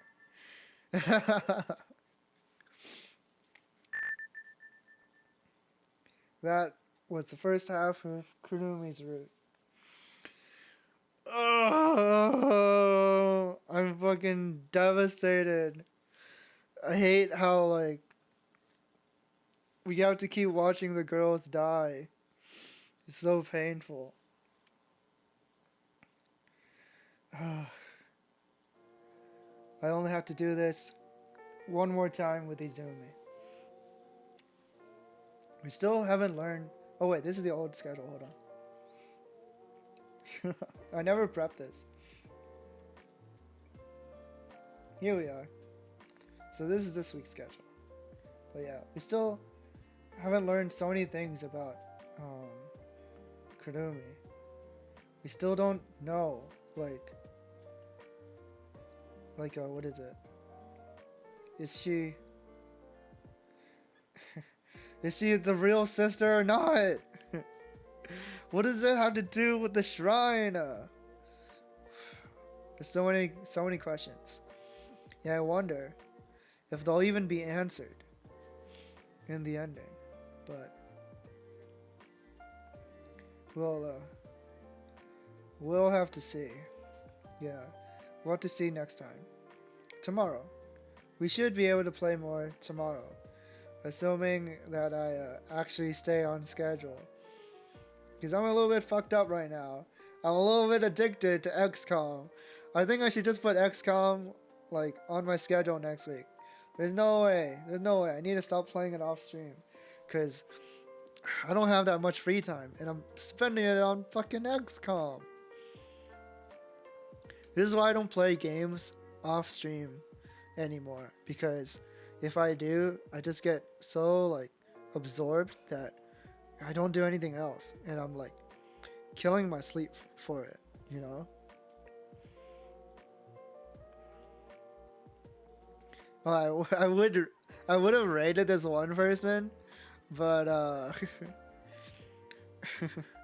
they don't have raids on. They don't like raids when they're streaming. So we're gonna raid Saku. Yeah. We're gonna raid Saku because they were just here earlier. I think it's fine. I think it's perfect. They're playing Ace Attorney, which is another visual novel, so it's perfect. But yeah, that was today's stream. Tomorrow, I'll be doing art. It should be at the usual time. I apologize for people who wanted to see me play Tower Fantasy. I'm so bad. I'm so bad at sleeping. It's so stupid, but yeah. Oh, holy shit. I just realized I didn't remove the times on Thursday. Yeah, there's no stream on Thursday. No stream. Ignore the times. Holy crap, I just realized that. I might do a stream. Okay, I might do a stream depending on when I finish Stone Ocean. I'll let you guys know. But yeah, on Friday, Cyberpunk. Saturday, I think I'm going to be playing DMMD with Saku. We need to still talk it out because I don't know if I'm playing like the porn version or the non-porn version. See at 2 p.m. there's no stream. There's no streams. You can't be there. And then Sunday I'll be playing Xenoblade Chronicles. The timer is running out, so I'll catch you guys later. Gao night. Bye bye. Take care. Stay frosty.